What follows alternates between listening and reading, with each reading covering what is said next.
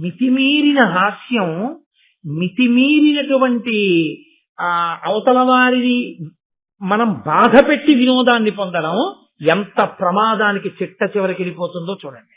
కొంతమంది ఏమనుకుంటారంటే జీవితంలో హాస్యస్ఫోరకంగా మేము మాట్లాడగలం అనుకుంటారు. అనుకుని మేము అలా ఒక్క పావుగంట మాట్లాడకపోతే మా శీలానికే ఏదో భంగపాటు, అలా మాట్లాడకుండా మేము ఉండకూడదు అని కనబడ్డ ప్రతి వారి మీద ఏదో హాస్యస్ఫోరకంగా మాట్లాడడం అలవాటు చేసుకుంటారు. అలా మాట్లాడకపోతే ఈయనేంటి జోక్ చేయలేదు అనుకుంటారని. ఇది వెళ్ళి వెళ్ళి వెళ్ళి వెళ్ళి ఎక్కడ పప్పులో కాలేస్తాడంటే, ఎవరో ఒక మహాత్ముడు కనపడినప్పుడు ఆయన గురించి కూడా అలాగే మాట్లాడతాడు, కత్తి కుడిపేస్తుంది. కాబట్టి అదే పనిగా హాస్య ప్రసంగాలు చేయడం మంచిది కాదు. అది ఒక దుర్లక్షణంగా చెప్పింది శాస్త్రం. అగ్నిహోత్రుడు శివుడు, శివుడికి మూడో కన్ను అగ్నిహోత్రం. అందుకని అగ్నియే శివుడు, అగ్నియే విష్ణువు, అగ్నియే గరుత్మంతుడు, అగ్నియే పరదేవత. అందుకే ఇప్పటికీ కేరళ రాష్ట్రంలో అమ్మవారిని పూజ చెయ్యాలి అంటే యంత్రాలు మూర్తులు అవి పెట్టరు. మీరు ఎప్పుడైనా కేరళ రాష్ట్రం వెళ్ళినప్పుడు అక్కడ ఉండేటటువంటి సంప్రదాయం మీరు వాళ్ళని అడగండి, వాళ్ళు చెప్తారు. వాళ్ళు దీపం వెలిగిస్తారు. మనం ఇళ్లలో పెట్టుకుంటామే దీపం, అలాంటి దీపం వెలిగించి ఆ దీపం ప్రజ్వరిల్లుతుంటే ఆ దీప శిఖకి అమ్మవారు అని పూజ చేస్తారు. వాళ్ళు దీపాన్నే పరదేవతగా పూజ చేస్తారు. వాళ్ళు అసలు దీపం లేకుండా మనం పూజ చెయ్యం. నతత్ర సూర్యోభాతి చంద్రతారకం నేమా విద్యుతో భాతి కుతోయమగ్ని త్వమేవ భాంతమనుభాతి సర్వం తస్య భాషా సర్వమిదం విభాతి. పరబ్రహ్మాన్ని దీపంగా చెప్తాం. ఏ నామాలు వినండి మీరు, సహస్రనామాల్లో పరంజ్యోతి అన్న నామం లేకుండా ఉంది. ఇంత గొప్ప అగ్నిని ఆరాధన చేసి ఐశ్వర్యాన్ని పొందేవారు, ఆ అగ్నిని ఆరాధించి రక్షణ పొందేవారు. అందుకే ఇప్పటికీ మన వాళ్ళు అలా నోటితో ఊదకురా అంటారు. అగ్నిని నిధనం చేయడం కూడా ఎంగిలి ఊపిరితో, ఎంగిలి గాలితో నిధనం చేయరు. అందుకే దీపం ఆరిపోయింది అన్నారు. దీపం కొండెక్కిపోయింది అంటారు. కొండెక్కిపోయింది అంటే ఈశ్వరునిలో లయం. కొండల మీద అంతా ఈశ్వరుడు ఉంటాడు కాబట్టి ఈశ్వరునిలో కలిసిపోయింది. గురువు యొక్క అనుగ్రహం చేత ఉదంకుడు కాలస్వరూపమైనటువంటి ఈశ్వర దర్శనాన్ని పొందినటువంటి ఘట్టాన్ని నేను మీకు వివరణ చేసి ఉన్నాను. గురువు గారికి ఇవ్వవలసినటువంటి దక్షిణని చెల్లించే కార్యక్రమం పూర్తయిపోయిన తర్వాత గురువు గారు అనుజ్ఞనిచ్చారు ఉదంకుడికి, నీవు వెళ్ళి తపస్సు చేసుకో అని. ఆయన వెళ్ళి తపస్సుని ప్రారంభం చేశాడు. కానీ నేను నిన్న మీతో మనవి చేశాను, స్వభావము అని ఒకటి ఉంటుంది. ఆ స్వభావమునందు బలము ఉంటుంది, బలహీనత ఉంటుంది. ఈ బలహీనత అన్న శబ్దాన్ని మీరు కొంచెం జాగ్రత్తగా పరిశీలనం చేస్తే వేదాంతంలో అది జీవుడితో పాటుగా అనేక జన్మలలో చేసినటువంటి కర్మల యొక్క ఫలితము వలన ఆ కర్మల యొక్క ఫలితమును జీవుడు అనుభవించినప్పుడు ఏర్పడినటువంటి వాసనా దోషంగా అంటి పెట్టుకుని వెడుతూ ఉంటుంది అతనితో పాటుగా. నేను మీతో స్పష్టంగా దాన్ని ఇంకొంచెం వివరణాత్మకంగా మాట్లాడవలసి వస్తే, శరీరము పడిపోతూ ఉంటుంది. ఒక శరీరము కొన్నాళ్ళు ఉంటుంది, ఆ శరీరం వెళ్ళిపోతుంది. మా నాన్నగారి అన్నదమ్ములు ఉండేవారు, అందరూ వెళ్ళిపోయారు. మా అమ్మగారి అక్క చెల్లెళ్ళు ఉండేవారు, అందరూ వెళ్ళిపోయారు. ఆ తరం అంతా వెళ్ళిపోయింది. మా తరం ప్రారంభమైంది. మా తరంలో మా పెద్దనాన్నగారి పెద్ద అబ్బాయి, మా తరంలో పెద్దన్నగారు మొన్ననే పడిపోయాడు. కాబట్టి పడిపోతాయి శరీరాలు, ఒక్కొక్క శరీరం పడిపోతుంది. పడిపోతే ఆ జీవుడు శరీరంలోంచి నిర్గమిస్తాడు, బయటికి వెళ్ళిపోతాడు. వెళ్ళిపోతే ఎక్కడికి వెళ్ళాలి? ఇక్కడికి వెళ్ళడానికి ఏమి ఉండదు. రవీంద్రనాథ్ ఠాగూర్ గీతాంజలిలో వర్ణిస్తాడు, తల్లి ఒళ్ళో పెట్టుకోబడినటువంటి పసిపిల్లవాడికి తల్లి స్తన్యం ఇచ్చేటప్పుడు కుడి స్తనాన్ని వాడి నోట్లో పెట్టి వాడి కడుపు నిండలేదని వాడి తలని ఇటు నుంచి ఇటు తొడ మీదకి మార్చుకుని ఎడమ స్థనాన్ని వాడి నోట్లో పెట్టేటప్పుడు మధ్యలో ఉండే వ్యవధి ఎలా ఉంటుందో, జీవుడు ఈ శరీరాన్ని విడిచిపెట్టి ఇంకో శరీరంలోకి వెళ్ళడం అలా ఉంటుంది. భాగవతంలో దాన్ని ఒక అద్భుతమైన ఉపమానంతో వర్ణిస్తారు. గొంగళి పురుగు ఆకు మించి ఆకు మీదకి వెళుతుంది. వెళ్ళేటప్పుడు ఒక ఆకు మీదకి వెళ్ళి ఆకు చివర వరకు వెళ్ళి ఆ ఆకుకి దగ్గరగా ఉండే ఇంకో ఆకుని చూసుకుంటుంది. చూసుకుని మొట్టమొదట ఆ ముందు భాగాన్ని పైకెత్తుతుంది. పైకెత్తి గభాల ఆ అవతల ఆకు మీదకి వాలుతుంది. వాలి పాకడం మొదలుపెట్టిన తర్వాత మెల్లిగా ఆఖరి భాగం వచ్చేటప్పటికి ఏమవుతుందంటే ఆ కొద్ది బరువుకి ఆకల పట్టుకుని ఉంటుంది. ఈ కొంచెం భాగాన్ని కూడా లాగేసుకుంటుంది అవతలాకు మీదకి, యువతలాకు దూరంగా వెళ్ళిపోతుంది. అలాగే జీవుడు ఒక శరీరాన్ని విడిచిపెట్టి వేరొక శరీరంలోకి వెళ్ళిపోతుంటాడు. వెళ్ళిపోయేటప్పుడు వచ్చేటటువంటి పెద్ద సమస్య అంతా ఎక్కడొస్తుందంటే ఈ శరీరంతో ఉన్నంత కాలము దీన్ని భోగస్థానంగా వాడుకుంటూ దేని మీద విపరీతమైన మమకారాన్ని పెంచుకున్నాడో, దేన్ని అనుభవించడంలో తాదాత్మ్యతని పెట్టుకున్నాడో ఆ వాసనని పట్టుకుని వెళ్తాడు. ఒక ప్రత్యేకమైన పదార్థము అంటే ఇష్టం అనుకోండి, దానికి ఏ ప్రమేయం లేకుండా, దానికి ఒక ఆధారం లేకుండా, మీరు చూడండి ఒక శిశువు జన్మిస్తాడు, వాడికి కొంచెం పెద్దవాడు అవగానే నాకు ఇది వద్దంటాడు, నాకు ఇది వద్దు. వాడికి వెల్లుల్లిపై వాసన చూస్తే వాంతి వస్తుంది, వాడు వెల్లుల్లిపై తినడు ఇప్పుడు. అంటే అది ఈ జన్మ సంస్కారం కాదు, వాడు గత జన్మలలో ఎక్కడో ఆహార నియమాన్ని బాగా పాటించి రజోగుణ ప్రకోపం కల్పించగలిగినటువంటి పదార్థమును తనంత తానుగా పరిత్యజించడంలో చేసిన పరిశ్రమ యందు కృతకృత్యుడై అప్పుడు గెలిచినటువంటి వాసనా బలం జీవుడితో వచ్చింది. అందుకని వాడు వెల్లుల్లి తినడు. వాడు ఒక వస్తువుని ఎక్కువ ఇష్టపడతాడు. ఏదో తెల్లటి రంగు ఉందనుకోండి, చాలా ఇష్టపడతాడు. ఎప్పుడూ తెల్లటి బట్టలే కట్టుకుంటాడు, అసలు రంగు బట్ట కట్టుకోడు. ఎప్పుడూ తెల్ల బట్టలే. ఎందుకలా? లోకంలో అందరూ కట్టుకోవట్లే రంగు బట్టలు. అంటే అతనికి ఈ రంగుల మీద వ్యామోహం పోయి ఏదో సత్వగుణంలో ప్రవేశించాలని, ఎప్పుడూ తెల్లటి బట్టలు కట్టుకుని ఉండాలనేటటువంటి సాధన కొంతకాలం చేశాడు గతంలో. ఆ జీవుడు కొంత దూరం వెళ్ళాడు, ఆ సాధన పూర్తి అవ్వలేదు, విడిచిపెట్టాడు. మళ్ళీ ఈ జన్మలోకి వచ్చాడు. ఇప్పుడు అతనికి ఇతర రంగుల వస్త్రాల మీద వ్యామోహం ఉంటుంది. మిగిలిన వాళ్ళందరూ వెళ్ళి రంగురంగుల బట్టలు బోల్డన్ని చూసుకుంటూ ఉంటారు, అతనికి ఆ బాధ ఉండదు. అతను కేవలం ఎప్పుడూ తెల్లటి బట్టలే కట్టుకుంటాడు. ఎంత వ్యామోహాన్ని జయించాడో మీరు జాగ్రత్తగా ఆలోచించండి. అంత తేలిక విషయం ఏం కాదు. అతనికి దేంతోనూ ఇబ్బంది లేదు. అతనికి ఒక తెల్లటి ప్యాంటు, తెల్లటి షర్టు ఉంటే చాలు. అతను గెలిచాడు వాసనా బలాన్ని. అలాగే గెలవని వాసనా బలం ఉంటుంది. ఒకదాని మీద వ్యామోహం ఉండిపోతుంది. ఉండిపోయిన వ్యామోహం కూడా జీవుడి వెంట వచ్చేస్తే అందులో చాలా ఇబ్బందికరమైనటువంటి లక్షణం ఏమిటంటే, తాను ఇష్టపడినదేదో ఆ ఇష్టపడిన వస్తువును తాను పొందడంలో ప్రతిబంధకంగా వచ్చినటువంటి వాడు ఎవరున్నాడో వాడి మీద దీర్ఘకాలము కోపం పెట్టుకునేటటువంటి లక్షణమును కలిగి ఉండడం. ఇది పతనహేతువులలో ఒకటై కూర్చుంటుంది. ఇది ఒక్కొక్కసారి ఏమవుతుందంటే, ఆ చిట్ట చివర ప్రాణోత్క్రమణం అయిపోయే ముందు ఎవరి మీద ఎక్కువ కోపం పెట్టుకున్నాడో వాడి గురించి ఆలోచిస్తాడు. మీరు కొంచెం జాగ్రత్తగా గమనిస్తే మనసు ఆలోచించడానికి రెండే ఉంటాయి, అంటే అంటుకోవడానికి. మిగిలిన వాటి నుంచి వెళ్ళిపోతుంది. అలాగా వెళ్ళిపోతూ అది అంటుకుంటుంది. మీరు ఎప్పుడైనా చూసి ఉంటారు, చిన్నతనంలో మా చిన్నప్పుడు గుంటల బోర్డు అని ఒక ఆట ఆడించేవారు. అందులో ఇలా పైకి బోర్డు ఉంటుంది, దాని నిండా గుంటలు ఉంటాయి, కన్నాలు. గోళీలన్నీ కింద ఒక డబ్బా లాంటి దాంట్లో పెట్టి ఒక పుల్లతో ఇలా అనమనేవారు.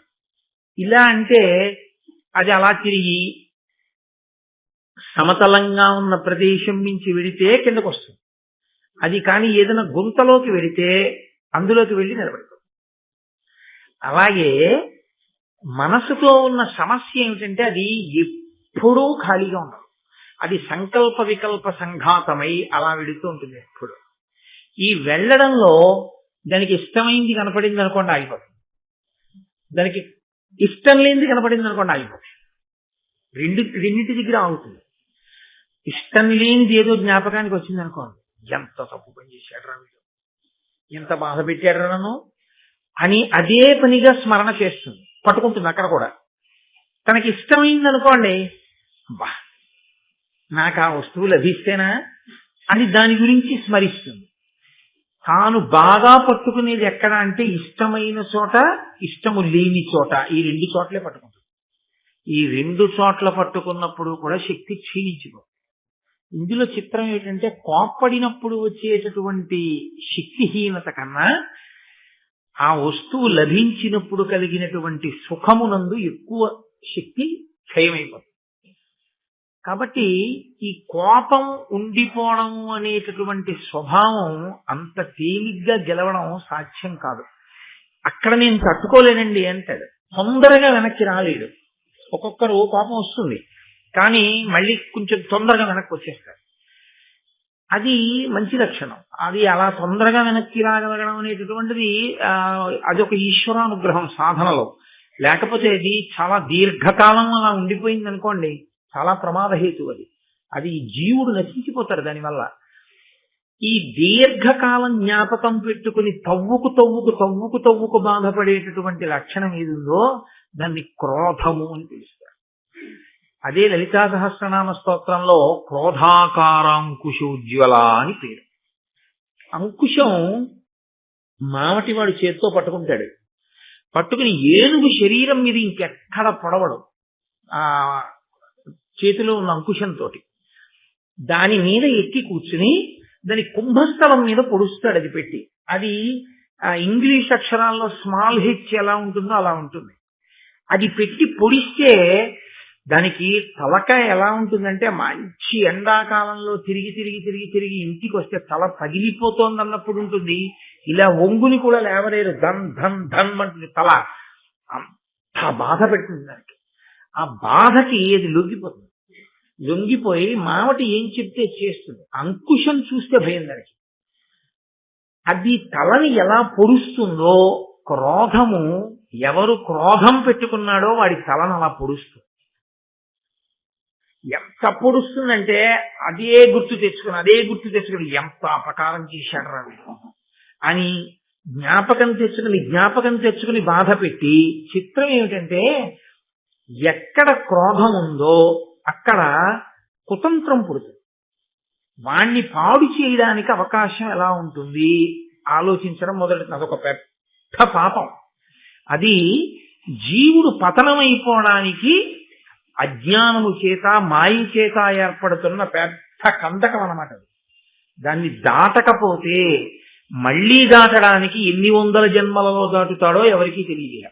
అలా అంటుకుని ఉండిపోతుంది. మీకు ఎదురు కనపడతాయి భారతంలో అలాంటి ఘట్టాలు.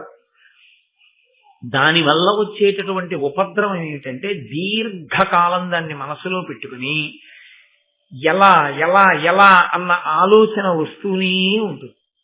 అదే జరిగింది ఉదంకుడి విషయం. ఇంత దర్శనం చేశాడు, ఇంత గురుదక్షిణ కట్టాడు, గురువు గారి దగ్గర ఆశీర్వచనం పొందాడు, ధన్యుడయ్యాడు, ఆశ్రమాన్ని నిర్మించుకున్నాడు, చక్కగా తపస్సు చేస్తున్నాడు. కానీ అతనికి అప్పుడప్పుడు జ్ఞాపకం వస్తూ ఉంటాడు తక్షకుడు.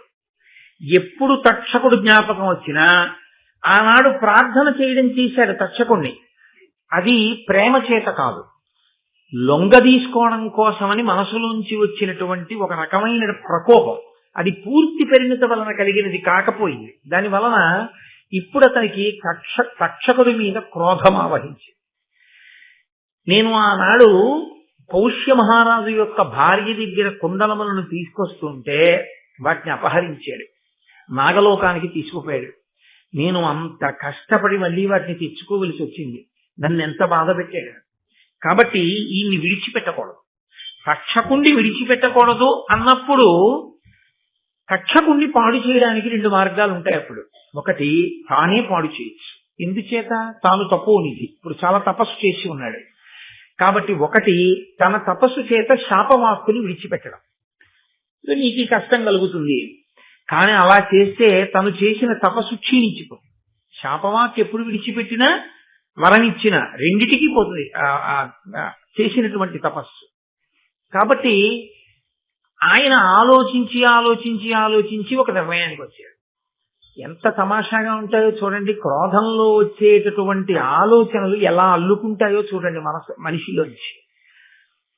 నన్నింత కష్టపెట్టినటువంటి వాడు తక్షకుడు, నిష్కారణంగా ఒక బ్రహ్మచారి గురుదక్షిణ తెచ్చుకుంటుంటే ఇబ్బంది పెట్టిన వాడిని శిక్షించవలసిన వాడెవరిప్పుడు? రాజే. ఏ రాజు గురుదక్షిణ ఇవ్వడంలో సహకరించాలో ఆ రాజే గురుదక్షిణ తెచ్చుకుంటున్నప్పుడు ఇబ్బంది పెట్టిన వాడిని కూడా శిక్షించాలి. ఇప్పుడు నేనున్న ప్రాంతం జనమేజయుడి చేత పరిపాలింపబడుతోంది కాబట్టి నేను వెళ్లి జనమేజయుడికి ఫిర్యాదు చేస్తాను. అప్పుడు నా తపస్సేం భంగపడదు కదా. ఇప్పుడు జనమేజయుడికి చెప్తే జనమేజయుడు తక్షకుడిని నాశనం చేయాలి. తక్షకుడితో పోకూడదు. ఇది తక్షకుడితో పాటుగా ఇలాంటి పావులన్నీ నశించిపోవాలి. అంత కక్ష ఎందుకు? అంటే మరి తాను ప్రార్థన చేస్తే ఎవరూ కనపడలేదుగా. నాగలోకానికి వెళ్ళి అన్ని పద్యాలు చదివినా కనపడి సత్కరించిన వాడు ఎవరూ లేడుగా. ఎవరో దివ్య పురుషుడు అనుగ్రహించాడు కానీ అక్కడ. కాబట్టి ఇప్పుడు ఆ నాగవంశం అంతా పావులన్నీ నశించిపోవాలి. అయితే ఒకటి, ఇటువంటి ఆలోచనలు వచ్చే ముందు ఒక్కొక్కసారి ఈశ్వర సంకల్పములు కూడా ఉంటాయి. అది ఎక్కడ అన్నది మీకు నేను ఆ ప్రత్యేకమైన సందర్భంలో వివరణ చేస్తాను. కాబట్టి ఇప్పుడు తక్షకుడితో పోకూడదు. తక్షకుడితో పాటు మిగిలినటువంటి నాగవంశం అంతా నశించిపోవాలి. దీనికి నేను జనమేజయుడి దగ్గరికి వెళ్ళి ఆయన యొక్క మనసు పాములన్నింటినీ కూడా నశింపచేసే విధంగా ఆయన మనసులో ప్రచోదనం కలిగేటట్టు మాట్లాడతాను. మీకు ఇందులో ఒక తమాషా ఉంటుంది. బాగా కోపం ఉన్నవాడు వెంటనే మాట్లాడడం ఒక ఎత్తు, అదుపు తప్పి ఉంటుంది ఆ మాట. అప్పుడు నోటి నుంచి వచ్చేటటువంటి మాటలో ఉచ్చనీచములు ఉండవు. గబుక్కుని నోటి వెంట అనరాని పరుషవాక్యాలు వచ్చేస్తాయి. మనసు ఇంకా చాలా అదుపులో ఉంచుకుని మాట మాత్రమే వ్యగ్రతతో ఉంది తప్ప మనసు అంత తొందరగా ఆ తమోగుణానికి రజోగుణానికి పూర్తిగా వశమైపోయేంత స్థితిలో ఉన్నవాడు కాదాయన అని గుర్తు ఏమిటంటే దేనికి కోపం వచ్చిందో అదొకటే మాట్లాడతారంతే తప్ప నింద చేయడం కానీ నోటి వెంట పరుషవాక్యాలు విడిచిపెట్టడం కానీ తిట్టడం కానీ అలాంటివి రావు. అంటే అదుపులో ఉంది అని గుర్తు. ఇందులో తిన్నగా వెళ్ళి తాను జనమేజయుడికి చెప్పేశాడు అనుకోండి, అది ఏదో అతకని విధంగా తన కోపం అంతా వెళ్ళగక్కినట్టుంటుంది. కానీ అలా ఉండకూడదు. ఇప్పుడు తన కోపం వెళ్ళగక్కడం ప్రధానం కాదు, జనమేజయుడికి కోపం రావాలి తక్షకుడికి. ఇప్పుడు తన కోపాన్ని జనమేజయుడి మనసులో పెట్టాలి. పెట్టి నిజమే నేను తక్షకుడి వంశాన్ని నాగుల్ని నాశనం చేసేయాలనేటటువంటి బుద్ధి పుట్టాలి. ఇప్పుడు ఏం చేస్తారో తెలుసా అండి? నేను వెళ్ళి ఇలా చెప్తే ఇలా అంటాడు. అప్పుడు నేను ఇలా అంటే నా బేలతనం బయటకు వస్తుంది. ఏమయ్యా నీ మనసులో ఉన్న రాగద్వేషాలన్నీ నాకు అంటించడానికి వచ్చావా, నన్ను వాడుకోవడానికి వచ్చావా అంటే మళ్ళీ అదో అవమానం. అందుకని ఒకవేళ అతని వైపు ఎవరైనా సభలో మాట్లాడితే, నేను మాట్లాడితే ఇంకా రాజు మళ్ళీ దాన్ని అలా కాదయా ఇలా జరిగిందేమో అనడానికి అవకాశం ఉండకూడదు. అలా రాజు మనసులో క్రోధం కలగాలి. కాబట్టి నేను ఎలా మాట్లాడితే ఆయన బుర్రకెక్కుతుంది. ఇది బాగా సావధానంగా ప్రణాళిక నిర్మాణం చేయడం. ఇది మరింత ప్రమాదకరమైన స్థితి. ఎందుకో తెలుసా అండి? అవతలవాడి పతనం కోసం యువతలవాడు తన క్రోధాన్ని అణిచిపెట్టి ఇంకొకరి మనసులోకి ఆ క్రోధాన్ని ప్రవేశపెట్టడం కోసం గొప్ప ప్రణాళికని నిర్మాణం చేయి. ఇది పైకి చూడ్డానికి అబ్బా ఎంత గొప్ప వ్యూహరచన చేశాడండి అనిపిస్తుంది. యథార్థమునకు అవి జారుడు మెట్లు. అలాంటి జారుడు మెట్ల మీద నిలబడిన వాడు జీవుడు కిందకి వెళ్ళిపోతాడు, జీవుడు జారిపోతాడు. ఎందుకనంటే నిన్ను మోసం చేసిన వాడు ఏ పాపాన్ని పొంది ఉన్నాడో మోసం చేసిన వాడి పట్ల చేసేటటువంటి కుట్ర చేత నీవు కూడా అలాగే జారిపోతున్నావు. సమానంగా జారిపోతున్నప్పుడు ఈశ్వరుడు ఇప్పుడు అతన్ని మాత్రమే శిక్షించవలసిన అవసరం ఎక్కడుంది? నీకు శిక్ష వేయవలసి ఉంటుంది. ఎందుకంటే ఈశ్వరుడు శిక్ష వేస్తే చేసిన క్రియకే కాదు, ఇలా చేస్తే బాగుండన్న నీ మానసికమైన వికారానికి కూడా వేయవలసి ఉంటుంది. చిత్రగుప్తుడు అంటే మనసుతో చేసిన దాన్ని కూడా రాసుకుంటాడు కదా మరి ఈశ్వరుడు. అందుకని నీ మనసు యందు రాకూడని ఆలోచనలు వచ్చాయి, రావడమే పాపహేతు. ఇప్పుడు ఈ పాపహేతు ఏం చేస్తుందంటే వాణ్ణి శిక్షిస్తే నిన్ను శిక్షించాలి. నువ్వు శిక్షార్హుడవే, నువ్వు పుణ్యాత్ముడవై నిలబడినది ఎక్కడ? నిన్ను కాపాడడానికి నేను నిన్ను కాపాడడానికి నేను బయలుదేరడానికి నువ్వు నన్నే నమ్మి నిలబడింది ఎక్కడ? వాడిని ఎలా పాడు చేయించని నీ ఆలోచనలు నువ్వు చేయలా అన్న స్థితి వస్తుంది కదా. అందుకని జారుడి మెట్ల మీద నిలబడ్డట్టు క్రౌర్యముతో ఆలోచించి ప్రణాళికా నిర్మాణము చెయ్యడమనేటటువంటి దాని యందు బ్రాహ్మణునికి అటువంటి వ్యగ్రత అస్సలు పనికిరాదు. బ్రాహ్మణుడు అసలు ఆలోచించకూడదు. ఎందుకనంటే ఆయన ఉదారుడై లోకమునకంతటికీ మార్గాన్ని చూపించవలసిన వాడు. వెంటనే ఉద్ధరించి మనసు సంస్కరింపబడేటటువంటి స్థితి తేవాలి తప్ప అసలు అవతల వారిలో కలిగిన ఆలోచనని కూడా ప్రోత్సహించకూడదు. అటువంటి ఉదంకుడు ఇంత తపస్సు చేసిన వాడు ఇటువంటి ఆలోచన, ఇంత గొప్ప వ్యూహ నిర్మాణం చెయ్యకూడదు. దాని వలన ఉదంకుడు ఉన్నతిని పొందుతున్నాడా అని మీరు నన్ను అడిగితే ఏం చెప్పవలసి ఉంటుందంటే, ఖచ్చితంగా ఆయన జారుడు మెట్ల మీద నిలబడుతున్నాడు ఇవాళ అని చెప్పవలసి ఉంటుంది. అది ఎవరికైనా అంతే. మహాభారతం అత్యంత సున్నితమైన విషయాన్ని స్పృశిస్తోంది. అందుకే జీవితంలో మహాభారతాన్ని బాగా విన్నటువంటి వారు తాము జారిపోకుండా ఎలా నిలబడాలో తెలుసుకుంటారు. తాము జారిపోకుండా నిలబడితే కదూ అసలు ఆ గౌరవం. అలా ఈశ్వరుడి దృష్టిలో మీరు ఏ పని చేస్తున్నా ఎప్పుడూ ఒక విషయాన్ని జ్ఞాపకం పెట్టుకోవాలి. నేను ఈశ్వరునకు జవాబుదారి. ఈశ్వరుడొక్కడు నా ఆలోచన సరళిని గమనించగలిగితే చాలు, నాకు ఏ కితాబులు అక్కర్లేదు. ఈశ్వరుడి దృష్టిలో నేను దోషినైన నాడు లోకమంతా పొగిడినా నే చేసిన నేరాన్ని నుంచి నేను తప్పించుకోవడం సాధ్యం కాదు. ఇదొక్కటి పరిశీలన అలవాటు అయిపోయింది అనుకోండి, మీరు తొందరపడి అధర్మం వైపుకు వెళ్ళలేరు. మీరు ఈశ్వరుణ్ణే గట్టిగా పట్టుకుని ఉంటారు. మీకు ఎక్కువ బాధ కలిగితే దాన్ని ఈశ్వరుడికే వెళ్ళి చెప్పడం అలవాటైంది అనుకోండి, ఈశ్వరుడి కాళ్ళు పట్టుకోవడమే అలవాటైంది అనుకోండి, ఈశ్వరుడికి మీరు విడిచిపెడితే ఆయనకి తెలుసు ఎలా బుద్ధి చెప్పాలో, ఆయనకి తెలుసు మిమ్మల్ని ఎలా రక్షించాలో, మిమ్మల్ని ఎలా కాపాడాలో. అనవసరంగా మనం ప్రణాళికలు వేసేసి మనం జారిపోవడం ఈ జన్మతో పోదు. ఈ క్రోధం జీవుణ్ణి పట్టు కూర్చుందంటే ఎన్ని జన్మల వరకైనా వెళుతుంది. ఇది ఎక్కడి వరకు వెళ్ళిందో తెలుసా అండి? ఇక్కడ మొదలుపెట్టిన కథ. ఉదంకుడి మనసులో కృతయుగంలో వచ్చిన ఆలోచన కలియుగం వరకు నడిచింది.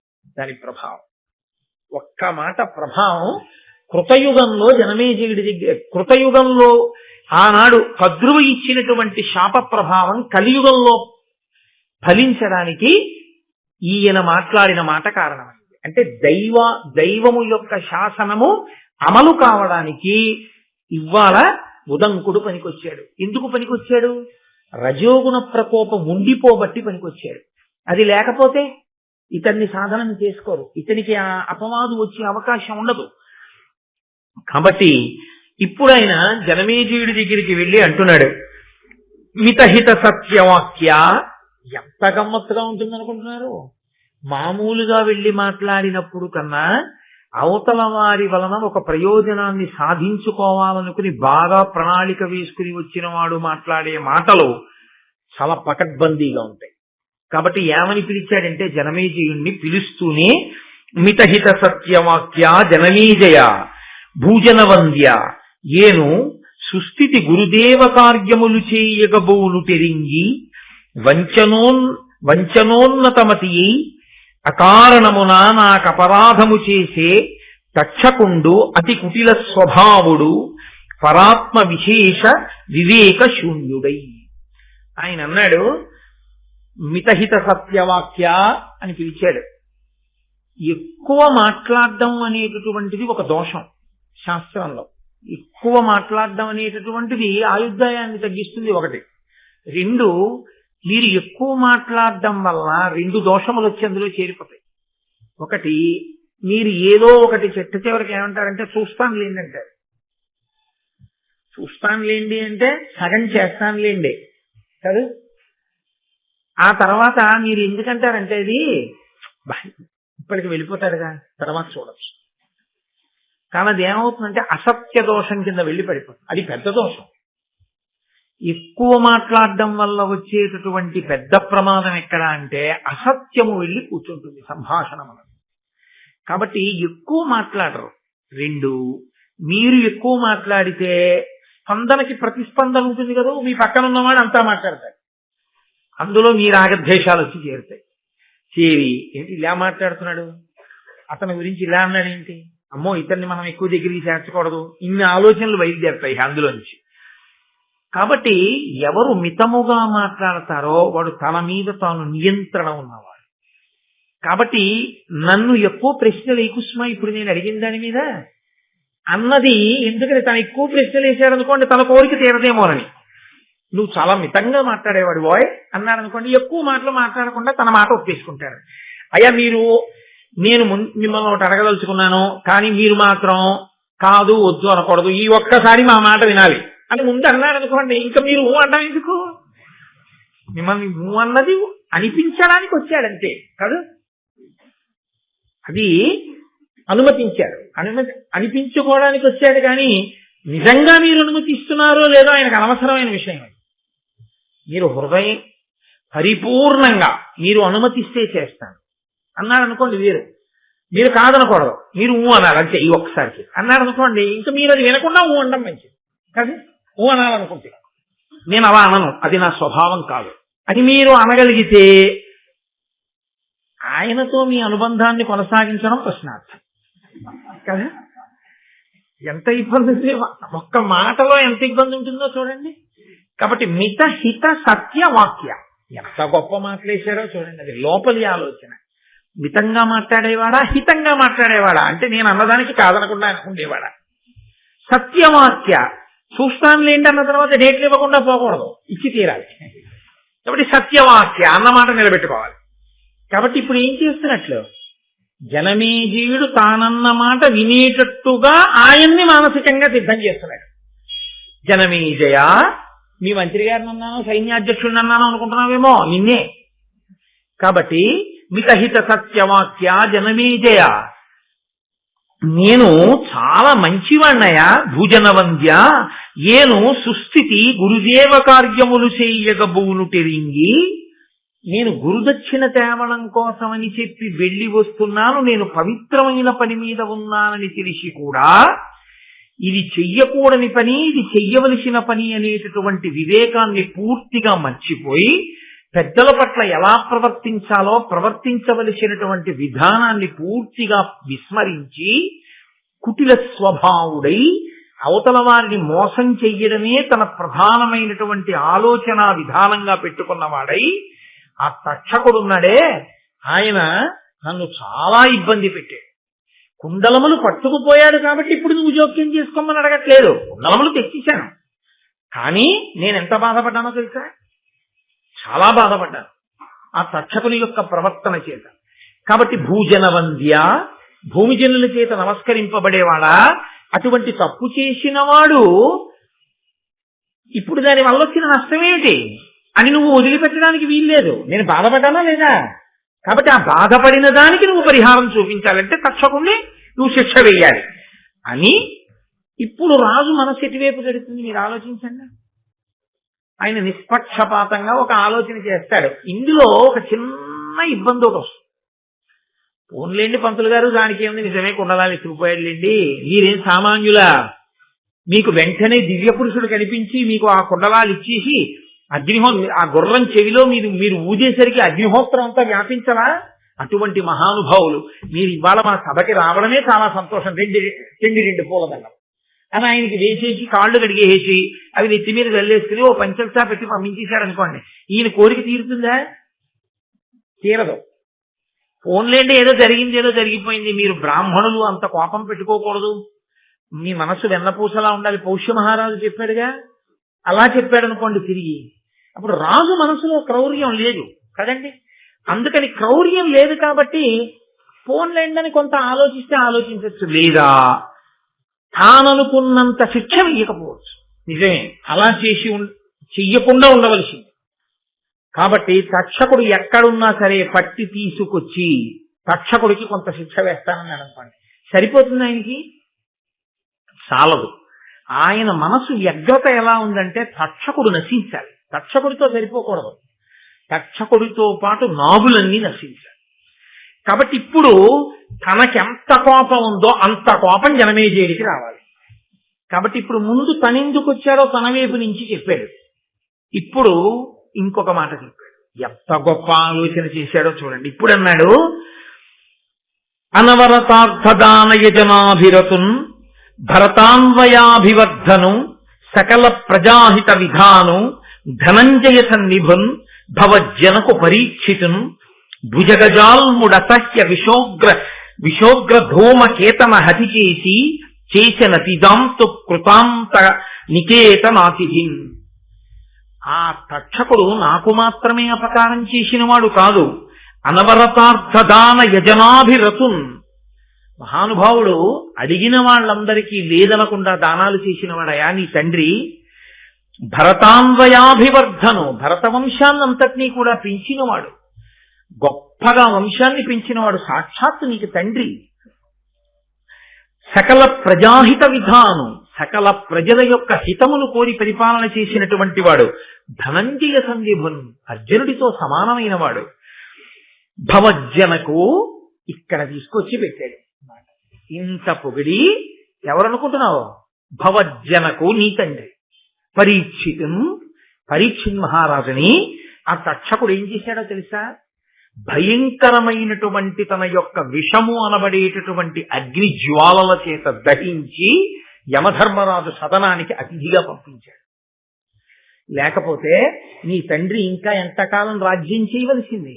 మీ తండ్రిని పొట్టన పెట్టుకున్నవాడు ఆ తక్షకుడే. ఈ మాట అనేసరికి ఎంత కాదన్నా జనమేజయుడిలో తాను కోరిన ప్రతిస్పందన వస్తుంది కదండి. ఇది ఆయన ఆలోచన.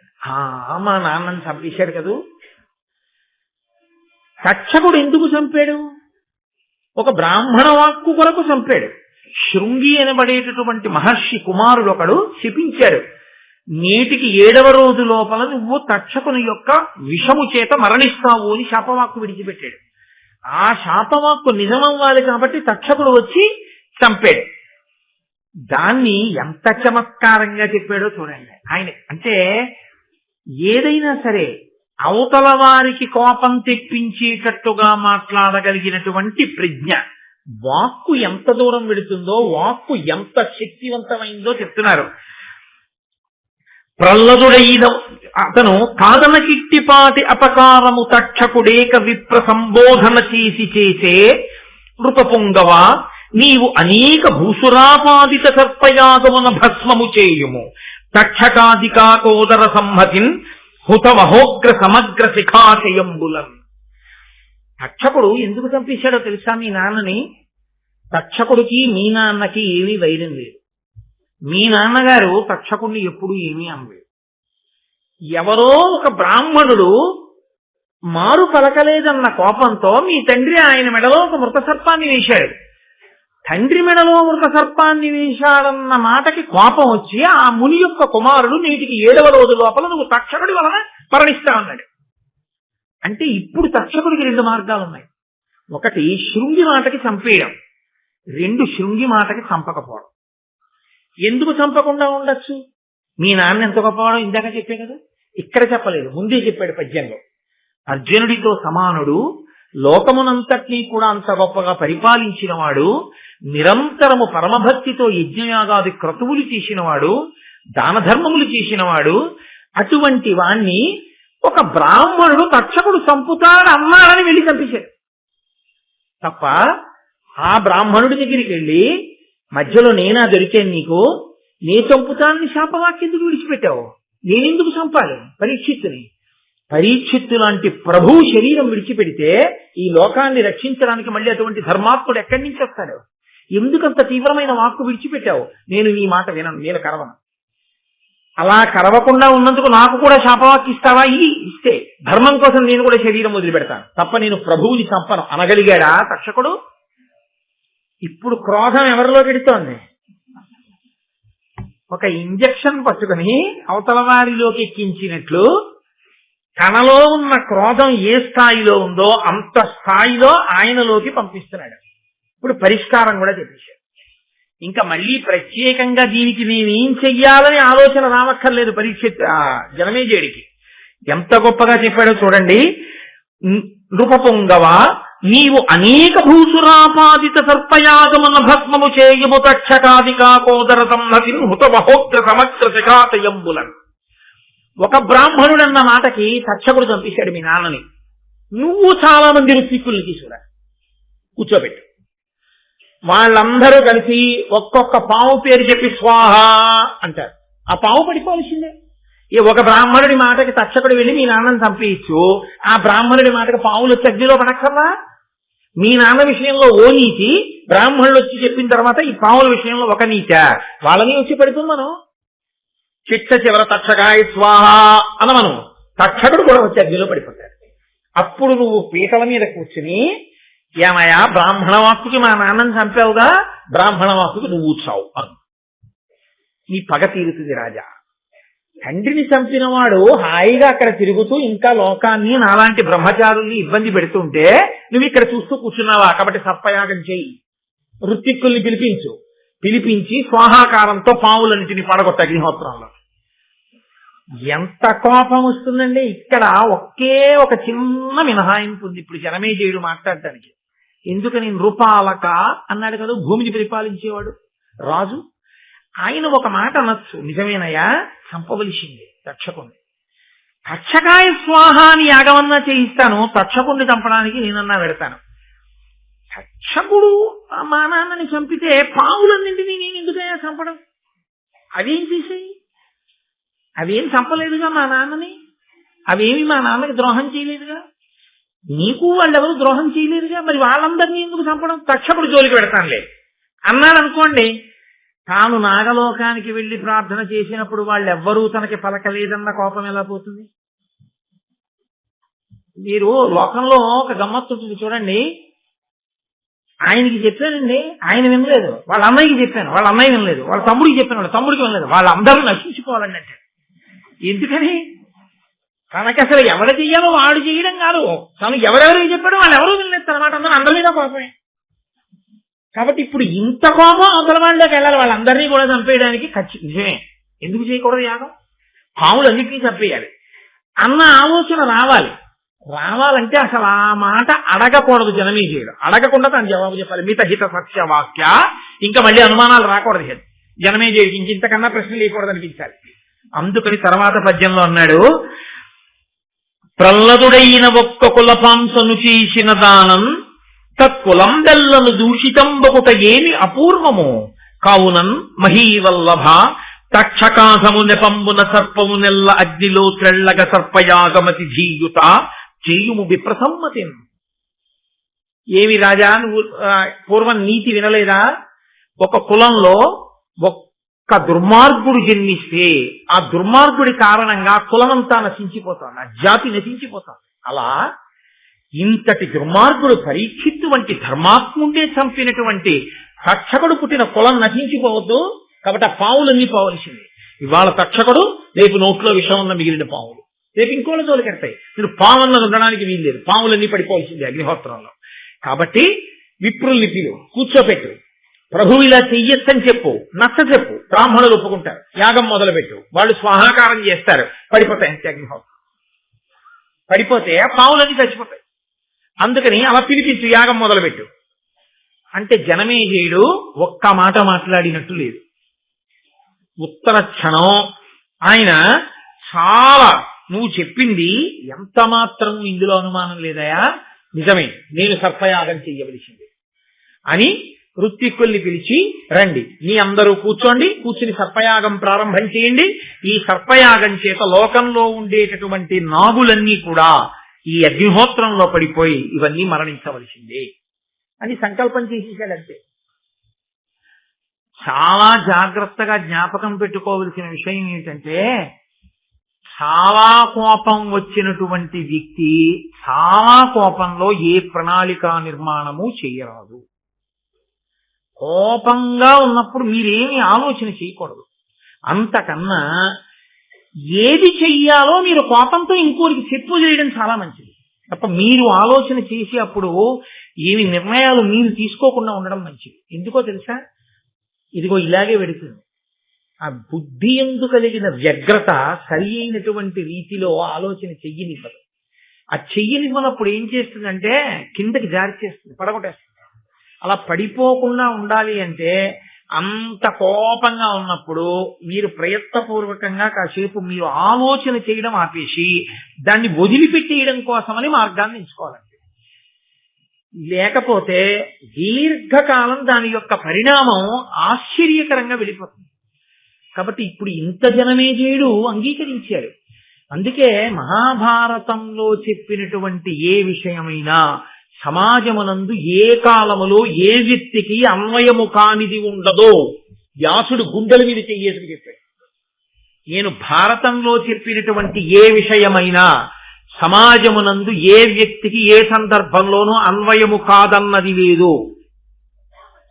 మనలో అందరం కోపాలు వచ్చిన వాళ్ళమే, కోపాలు వచ్చినప్పుడు ఆలోచించిన వాళ్ళమే, ఆలోచించి ప్రణాళికా నిర్మాణాలు చేసేసే ప్రయత్నాలు చేసిన వాళ్ళమే, చేసి ఒక్కొక్కరు గోతిలో పడిపోయిన వారే, ఇబ్బందుల్లోకి వెళ్ళిపోయిన వారే. గబుక్కుని చూడండి, క్రోధం వచ్చి చేసినటువంటి ఒక్క తప్పుకి యావజ్జీవితం కారాగారంలోకి వెళ్ళిపోతాడు. ఆ క్రోధం వచ్చినప్పుడు అతను నిర్ణయం చేసుకోకుండా ఉంటే అతను అలా ఉండడు. ఆ క్రోధం దిగజారిపోతున్న తర్వాత పరిస్థితి వేరుగా ఉంటుంది. అది ఒంటిని ఆవహించి ఉండగా నిర్ణయం మాత్రం చేయకూడదు. ఎప్పుడు నిర్ణయం చేయడం, ఆలోచన చేయడం, ప్రణాళికా నిర్మాణం చేయడం, క్రోధంలో చేసిన దాని యందు యుక్తాయుక్త విచక్షణ ఉండదు.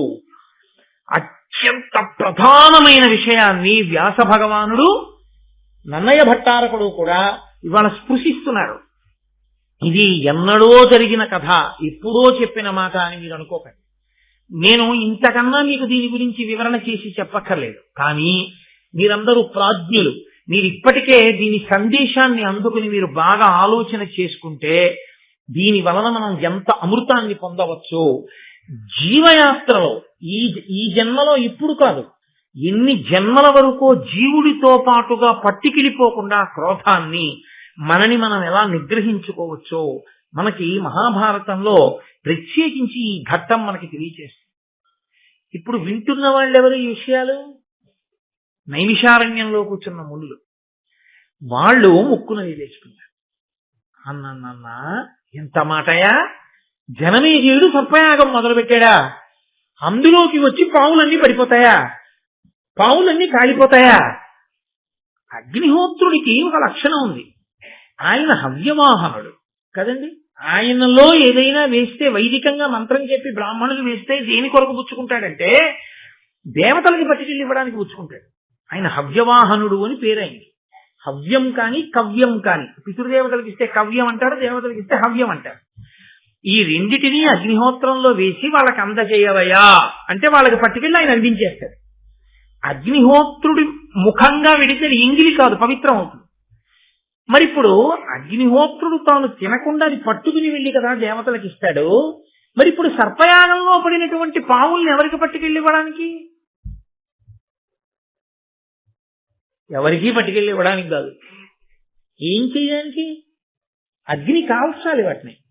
ఇప్పుడు ఆ పావులన్నీ పడిపోతుంటే విషంతో అసలు పావుకి అగ్ని అంటే భయం. అది మంత్రము యొక్క కట్టు చేత గిలగిల తన్నుకుంటూ వచ్చి పడిపోతుంది అగ్నిగుండంలో.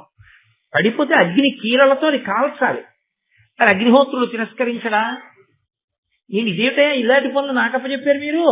మంత్రంతో హవ్యం ఇవ్వండి పట్టుకెడతాను దేవతలకి, కవ్యం ఇవ్వండి పట్టుకెడతాను పితృదేవతలకి. ఇదెక్కడి ప్రారంభం? మీరు మంత్రం చెప్పి పావులను తీసుకొచ్చి నాలో బారేస్తే నేను కాల్సిన అదే పనిగా ఇక్కడ కూర్చుని ఒకటా రెండా ఎన్ని పావులు, ఎన్ని రంగుల పావులు, ఎన్ని తెల్ల పావులు ఎదర చూతురు కానీ ఒక్క కద్రో కొడుకుల పేర్లే అంత విచిత్రంగా ఉంటాయి. ఇన్ని పావులు వచ్చి పడిపోతుంటే ఆయన కర్మ వీటన్నిటినీ కాల్చడం ఎంత వాసన అదంతా. ఆయన కాల్చడం ఇంకయా ఎంత గొప్ప ప్రశ్న వేశారో చూడండి. ఆయన ఇలా కాల్చాడు, జనమేజయుడు ఎలా చేశాడు ఈ సర్పయాగాన్ని. పోని ఈ జనమేజయుడు చేసినటువంటి సర్పయాగంలో సర్పములన్నీ పడిపోయి ఉంటే పావులు ఉండకూడదుగా? అసలు ఇక పావన్నది మిగలకపోతే పాముల జాతి ఉండకూడదుగా, అంతరించిపోవాలి. మరి పాముల జాతి అంతరించిపోకుండా పావులు ఉన్నాయంటే అన్ని పావులు పడలేదుగా, కొన్ని పావులు ఉండిపోయాయి. కొన్ని పావులు ఉండిపోయాయంటే ఆ యాగం పూర్తి అవ్వలేదుగా, మధ్యలో ఆగిపోయింది అనమాట. ఎక్కడ మధ్యలో ఆగిపోతేనే కదా కొన్ని పావులు మిగిలే, కొన్ని పావులు మిగిలితేనే కదా ఇప్పుడు పావులు ఉన్నాయి. మరి అలా ఎందుకు ఆగిపోయింది యాగం మధ్యలో? మామూలుగా యాగం మొదలెట్టి యజ్ఞపురుషుడు వచ్చేసి పాయస పాత్ర ఇచ్చేస్తే పూర్తి చేసేయచ్చు. కోపం ఉన్నవాడు మొదలెడితే కోపం తీరే వరకు జరుగుతుంది కదండి. కోపం ఉన్నవాడు మొదలుపెట్టిన యాగాన్ని మధ్యలో ఆపడానికి కోపం ఎందుకు తీరిపోయింది? కోపం తీరిపోవడానికి పరిస్థితి బతికాడా? మళ్ళీ బతకడగా. మరి అటువంటిప్పుడు ఎందుకు ఆపాడు? ఎందుకు ఆగింది యాగం? అయ్యి బాబోయ్, మాకు చాలా ఆతృతగా ఉంది సుమా ఈ విషయాలన్నీ వినేయాలని. తొందరగా చెప్పవయ్యా, మాకు బాగా అర్థమయ్యేటట్టుగా మహానుభావ సౌతి ఏదా విషయాలు చెప్పు, మేము వింటాం. కాబట్టి ఇప్పుడు ప్రశ్న ఎక్కడ మొదలైందో జవాబు అక్కడే మొదలవ్వాలి. అది శిష్యుని యొక్క ఆర్తి. వైదికంగా వచ్చారు వాళ్ళు. కాబట్టి ఇప్పుడు సూతపుత్రుడైనటువంటి సౌతి కూడా, ఉగ్రశ్రవసుడు కూడా అంత అందంగానూ ఆ విషయాల్ని వివరణ చేయాలి. కాబట్టి ఆయన భృగు వంశం దగ్గర మొదలుపెట్టారు. మీరు ఈ విషయాల్ని ఎక్కడా కూడా ఈ ఒకదాంతో ఒకదానికి ఉండేటటువంటి సంబంధాన్ని మాత్రం మర్చిపోకూడదు. ఎందుకో తెలుసా అండి, మళ్ళీ నేను ఒక 5-6 రోజులు పోయాక సర్పయాగానికి వస్తాను. ఇక్కడ విడిచిపెట్టిన సర్పయాగాన్ని ఒక 5-6 రోజుల ఉపన్యాసాలు అయిపోయిన తర్వాత, అందులో రాబో కాలంలో బహుశా రేపటికి వస్తుందేమో అత్యద్భుతమైన ఘట్టం. మహాశివరాత్రి నాటికి వస్తోంది. ఈశ్వరుని యొక్క అనుగ్రహం, గరుత్మంతుని యొక్క పుట్టుక, అమృతాన్ని తీసుకురావడం, ఆ ఘట్టం కద్రు వినతల యొక్క ఘట్టం రేపు ప్రారంభం అవుతుంది. అసలు మహాభారతానికి అంతటికీ పునాది అది. కాబట్టి ఆ ఘట్టాలన్నీ పూర్తయిపోయిన తర్వాత మళ్ళీ నేను సర్పయాగం దగ్గరికి వస్తాను. అప్పుడు మీరు ఇది ఎప్పుడు చెప్పావు నన్ను అడగకూడదు, బాగా జ్ఞాపకం పెట్టుకుని ఉండండి ధారణలో. కాబట్టి ఇలా ఎలా జరిగింది మాకు చెప్పమని మునులు అడిగారు. అడిగితే భృగువంశం దగ్గర ప్రారంభం చేశాడు. ఆ భృగువు ఆయన భార్య పులోమ, వాళ్ళిద్దరూ ఆశ్రమంలో చాలా అన్యోన్యంగా చక్కగా ఆనందంగా జీవితం గడుపుతున్నారు.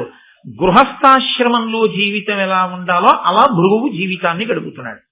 గృహస్థాశ్రమము అనేటటువంటి మాటకి అర్థం తెలియకుండా గృహస్థాశ్రమంలో ఉండడం కన్నా దోషం ఇంకోట్లేదు. బ్రహ్మచర్యాశ్రమమునందు అంటే బ్రహ్మచారిగా ఉంటే నేనే బ్రహ్మచర్యంలో ఉంటాను. నేను గృహస్థాశ్రమంలోకి వస్తే అర్థం ఏమిటో తెలుసా అండి, మా ఆవిడ ఇంట్లో ఉంటానని గుర్తు. మనమేమంటామంటే నా ఇంట్లో మా ఆవిడ ఉందంటాం, తప్పు. గృహస్థాశ్రమము అన్న మాటకు అర్థం ఏంటంటే నా భార్య ఇంట్లో నేను ఉంటున్నాను అని. అది ఎలా సంభవం అని మీరు అడుగుతారేమో. గృహము కదండి, గృహము అంటే ఇల్లు. అప్పటి వరకు తనకి ఇల్లు అని ఏం లేదు. అప్పటి వరకు గురువుగారి ఆశ్రమంలో కూర్చున్నాడు. ఉదయం సాయంకాలం 2 వేళల యందు అగ్నిహోత్రంలోకి తీసుకెళ్లి సమిధలు వేస్తాడు. సంధ్యావందనం చేసుకుంటాడు. గురువుగారు చెప్తే వెడతాడు, భిక్షాన్నం తీసుకొస్తాడు, లేకపోతే ఆ సమిధలు పట్టుకొస్తాడు, దర్భలు పట్టుకొస్తాడు. గురువుగారు చెప్పిన పాఠం వింటాడు, వేదాన్ని వెళ్ళి వేసుకుంటాడు. గృహస్థాశ్రమ ప్రవేశమునందు ఏమవుతుందంటే చాలా నియమాలు వదిలిపెట్టేస్తాడు. నిన్న మీకు మనవి చేశాను కదా, కంటికి కాటుకు పెట్టుకోవడం మొదలు పెడతాడు, అదేంటి పూలదండలు వేసుకోవడం మొదలు పెడతాడు, తాంబూలం వేసుకోవడం మొదలు పెడతాడు. ఇవన్నీ మొదలు పెడితే గృహస్థాశ్రమం. గృహము అంటే ఇల్లు, గృహస్థు అంటే ఇంటి యందు ఉన్నవాడు. ఎవరి ఇంటి యందు? గృహిణి ఆవిడిది పేరు. ఈయన గృహస్థు అంటే గృహమునందు ఉన్నవాడు. గృహిణి గృహము తనదిగా కలది. ఇల్లు ఎవరిది? ఆవిడిది. నేను ఆఫీస్కి వెళ్ళి ఉద్యోగం చేసి జీతం ఇవ్వగానే, నేను ఇలా తీసుకోగానే వేదాంతమునందు అది ఎవరితో తెలుసండి? మా ఆవిడిది. మా ఆవిడంటే నా విషయమే అనుకోకండి, మీ అందరి విషయంలో. వేదం మనందరికీ ప్రమాణమే. అలాగే వ్యాపారం చేసి డబ్బట్టుకొచ్చాడు, ఆయనది కాదు, ఆవిడిది. ఆవిడికి తెలియదండి, ఆవిడికి తెలియకుండా నేను బ్యాంకులో వేసి వచ్చానండి. నువ్వు ఆవిడికి తెలియకపోవచ్చు, వేదాంతంలో ఆవిడిదే డబ్బు. ఆయనెవరు? ఆవిడిదైన ఐశ్వర్యం దగ్గరికి వెళ్ళి ఈయన కూర్చున్నాడు ఆ ఇంట్లో. ఆవిడ కూర్చొనిచ్చి, రావయా కూర్చో, ఒప్పుకుంటున్నానంది. అందుకే ఆడపిల్ల ఎప్పటికీ తండ్రిదే. చతుర్థీ విభక్తి వేసి కన్యాదానం చేయరు. ఆడపిల్ల గురించి మాట్లాడే అధికారం తండ్రికి ఎప్పుడు ఉంటుందండి. ఉభయ వంశాల్ని తరింపచేస్తుంది. ఆడపిల్ల ఇంట్లో ఆయన ఉన్నాడు, అల్లుడు గారు ఉన్నాడు తప్ప, అల్లుడు గారి ఇంట్లో అమ్మాయి ఉంది అని వేదాంతంలో చెప్తే తప్పదు. నా కూతురు విషయమైనా అంతే, నీ కూతురు విషయమైనా అంతే. మీ అమ్మాయి ఇంట్లో అల్లుడు ఉన్నాడు, మా అల్లుడింట్లో మా అమ్మాయి లేదు. ఐశ్వర్యం అంతా నా కూతురు. నా కూతురి ఐశ్వర్యాన్ని నా అల్లుడు అనుభవిస్తున్నాడు అంతే. నా విషయమైనా అంతే, నా భార్య ఐశ్వర్యాన్ని నేను అనుభవిస్తున్నాను. నా భార్యకి ఐశ్వర్యం లేకపోతే నేను ఇక్కడ కూర్చుని మాట్లాడే అదృష్టం నాకు పట్టదు. దాని ఐశ్వర్యం ఉంటేనే, దానికి కూడా ఐశ్వర్యం ఉంటేనే నాకు ఈ సభాపూజ్యత, లేకపోతే ఇది ఉండదు. అందుకే ఇల్లు ఇల్లాలు అంటారు. ఇల్లు తనది, ఆమెది, అందుకని ఇల్లాలన్న మాట ఆవిడిదే. గృహస్థాశ్రమము అన్న మాటలో అర్థం ఏంటంటే ఆవిడదైన ఇంట్లోకి ఈయన పెడతాడు తప్ప ఈయన ఇంట్లోకి ఆవిడొస్తోంది అనకూడదు వేదాంతంలో. నేను మీకు ఏమైనా అనుమానం ఉంటే నేను చెప్పిన విషయంలో మీరు వేదభాష్యం చదువుకోండి, లేకపోతే వేదం తెలుసున్న పెద్దలు నేను అడగండి, ఒకటేసారి ఇలా చెప్పాను నిజమేనండి. అది గృహస్థాశ్రమం అంటే. కాబట్టి ఇప్పుడు గృహస్థాశ్రమంలో అలా వెళ్ళిన తరువాత ఇద్దరికీ కూడా పవిత్రమైనది ఒకటి ఉంటుంది. అదే ఆడదాని జన్మ హక్కు. ఆడది తరించేది దేనికి తరిస్తుందంటే ఈ ఒక్క కారణం చేతనే బాగా తరిస్తుంది. ప్రధాన హోమము అని ఒకటి చేస్తారు వివాహంలో. రాత్రి ఏదో 1:35 వివాహం అనుకోండి, పాణిగ్రహణమో లేకపోతే ఒకళ్ళనొకళ్ళు చూసుకోవడమో, ఏదో ముహూర్తం. కొన్ని చోట్ల పాణిగ్రహణం, కొన్ని చోట్ల మాంగళ్య ధారణం, కొన్ని చోట్ల ఒకరినొకరు చూసుకోవడం. జీలకర్ర బెల్లం పెట్టడం కాదు, చూసుకున్న తర్వాత జీలకర్ర బెల్లం పెడతారు. ముహూర్తానికి జీలకర్ర బెల్లం పెట్టడం కాదు, తెరదించి చూడడం ప్రధానం. ఒకరి కన్నులొకరు చూసుకుని ఈ ముహూర్తమునకు నిన్ను నేను చూశాను, నన్ను నువ్వు చూస్తున్నావు, మన ఐశ్వర్యము నిలబడుగాక అని అడుగుతాడు అతను. కాబట్టి అయం ముహూర్తస్సు ముహూర్తోస్తు అంటే అవును ఇది సుముహూర్తమే అని మనం వెళ్ళి అక్షతలు వేస్తాం. కాబట్టి ఇప్పుడు ఆయన ఏం చేస్తాడంటే వివాహం అవగానే, అంటే సుముహూర్తం పూర్తవగానే, అది రాత్రి 1 గంట అవ్వచ్చు 2 అవ్వచ్చు, వెంటనే తన పత్నిని తీసుకుని వేదిక మించి కిందకి దిగి తండ్రి గారి అగ్నిహోత్రం ఉంటుంది, ఆయన చేసి ఉండాలంతే శాస్త్రంలో. మా నాన్నగారికి లేదంటే తప్పు అంతేది. తండ్రికి అగ్నిహోత్రం ఉంటుంది. తండ్రి అగ్నిహోత్రాన్ని తీసుకొచ్చి వరుడు యొక్క ఆ హోమ గుండాన్ని వెలిగిస్తారు, అగ్నిని వెలిగిస్తారు. ఈ అగ్ని సంరక్షణ చేసేటటువంటి కర్తవ్యం ఇల్లాలి. కాస్త ఊక వేస్తుంది. అందుకే ఇల్లాలిది నిర్వహణ అనడానికి కారణం యజమాని అగ్నిహోత్రాన్ని కూడా ఆవిడే రక్షిస్తుంది, ఆవిడిది రక్షణ. ఇదే ఔపాసన. యథార్థమునకు ఔపాసన అన్న మాటకి అర్థం ఇది. ఇది జన్మ హక్కు ఆడదానికి. ఈ అగ్నిహోత్రంలో ఊక వేసి రక్షిస్తూ అప్పుడప్పుడు అటొస్తూ ఇటొస్తూ అక్షతలు అందులో వేస్తూ ఉంటాడు. దీనికి పరమ ప్రసన్నుడవుతాడు అగ్నిహోత్రుడు. అగ్నిహోత్రాన్ని ఇలా ఆరాధించేటటువంటి అలవాటు ఉంది కాబట్టి ఆర్య శబ్దంతో పిలిచారు ఈ జాతిని. ఆర్య శబ్దం అందుకు వచ్చింది. ఈ అగ్నిహోత్రంలోంచి, సరే ఆ అగ్నిహోత్రం ఎన్నిగా ఉంటుంది, ఎన్ని గుండాలుగా ఉంటుంది, అందులోంచి మళ్ళీ శ్రౌతాగ్నులు ఎలా తీస్తారు, ప్రేతాగ్నులు ఎలా ఉంటాయి, మరి గుండాలు ఎలా ఉంటాయి, రేపు పొద్దున్న యాగశాల కడితే యాగశాలలో గుండాలు ఎలా పెడతారు, అందులోకి అగ్ని ఎలా తీసుకొస్తారు, అదంతా మళ్ళీ ఆ హోత, ఆ బరువు, ఇవన్నీ పెద్ద పెద్ద విషయాలు. వాటిని ఎప్పుడైనా ముచ్చటించుకునే అవకాశం ఉన్నప్పుడు వాటి గురించి మాట్లాడతాను. ఈ అగ్నిహోత్రం ఎప్పటి వరకు ఉండాలంటే యజమాని బ్రతికున్నంత కాలము ఉండాలి. ఇంటి యజమాని ఎంతకాలం ఉంటాడో అంతకాలము అగ్నిహోత్రం ఉండాలి. ఇంటి యజమాని ఊపిరి ఆగిపోయిన తర్వాత ఈ అగ్నిహోత్రాన్ని తీసుకెళ్లి కట్టెల్లో పెట్టి ఈ శరీరాన్ని కాలుస్తారు. ఆ అగ్నిహోత్రం ఆయన శరీరంతో పూర్తవుతుంది. లేదా ఆయన సన్యసిస్తే ఇంకా అగ్నిహోత్రం అక్కడతో ఆగిపోతుంది. ఎందుకంటే సన్యాసికి అగ్నితో సంబంధం లేదు కాబట్టి అప్పుడు అగ్నిని ముట్టుకోరు. కాబట్టి ఇప్పుడు ఇంటికి ఇల్లాలు అన్న మాట యొక్క ప్రధానమైన గొప్పతనం ఏమిటంటే ఐశ్వర్యము తనదిగా ఎలా ఉంచుకుంటుందో తెలుసా అండి? అగ్ని అనుగ్రహము చేత ఐశ్వర్యము కలుగుతుంది. ఆరోగ్యం భాస్కరాది చేత్, సూర్య భగవానుడి యొక్క అనుగ్రహం కలిగితే ఆరోగ్యం నిలబడుతుంది. అలాగే ఐశ్వర్యం దేని వల్ల నిలబడుతుంది అంటే మీరు అగ్నిహోత్రాన్ని ఎంత పవిత్రంగా చూస్తారో ఆ పవిత్రతని బట్టి మీ ఇంట్లో ఐశ్వర్యం నిలబడుతుంది. ఐశ్వర్యము అన్న మాటకు అర్థం ఏమిటో తెలుసా అండి? బ్యాంకు నిండా డబ్బు ఉండడం కాదు, మీ ఇంటికి వచ్చినవన్నీ మీరు కావాలనుకుంటే అనుభవించగలగడం. వైదికమైతే ఇంటికి బోలెడన్ని పళ్ళు వస్తాయి, ఒక్కటి తను తినకూడదు, తన భార్య తినకూడదు, ఇద్దరికీ షుగరు. అంటే ఆ విషయంలో వాళ్ళిద్దరికీ ఐశ్వర్యం లేదు. ఒక ఐశ్వర్యం ఉంది, సంతోషంగా 10 మందికి ఇచ్చుకోవచ్చు. ఏడుస్తూ ఇస్తే వాళ్ళదో దరిద్రం. సంతోషంగా ఇచ్చుకోవచ్చు తప్ప తను తినడానికి మాత్రం లేదు. 2 అరటిపళ్ళు అక్కడ మంచి సువాసన వస్తూ మిగలముగ్గి ఉన్నా ఒక్క ముక్క కూడా తను తినడానికి వీల్లేదు. కాబట్టి తను అలా ఊరుకుని సంతోషంగా పట్టుకెళ్ళి ఎవరికో ఇచ్చి వాళ్ళు తింటే నేను తిన్నట్టే, తినవయా సంతోషంగా తీయగా ఉన్నాయి పళ్ళు అని ఇచ్చి వచ్చేయాలి. ఐశ్వర్యము అంటే కలిగి ఉండుట, కలిగిన దానిని అనుభవించుట. ద్రాపేయం దస్పతే దరిద్రం నీలలోహిత అంటుంది రుద్రం అభిషేకం చేస్తారు కదా. కలిగి ఉండాలి, కలిగి ఉన్న దాన్ని అనుభవించగలగాలి. అనుభవించిన ఐశ్వర్యం ఎందుకంటే దరిద్రమే.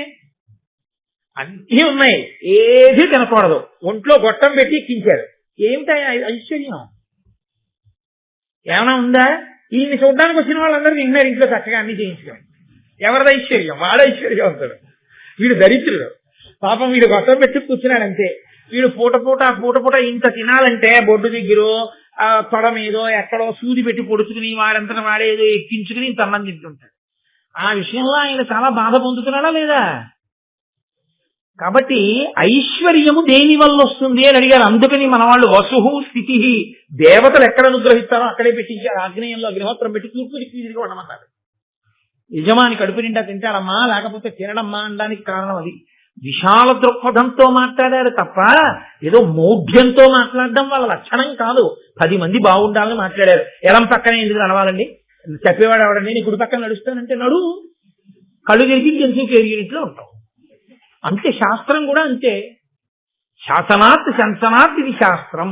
శాస్త్రం చెప్పింది నువ్వు నమ్మగలిగితే అభ్యున్నతిని పొందుతావు. శాస్త్రం నమ్మకం లేదు, నీ కర్మ. ఎవడేం చేస్తారు దానికి? నువ్వు పాడవడం ఎందుకు, 10 మందిని పాడు చేయడం ఎందుకు?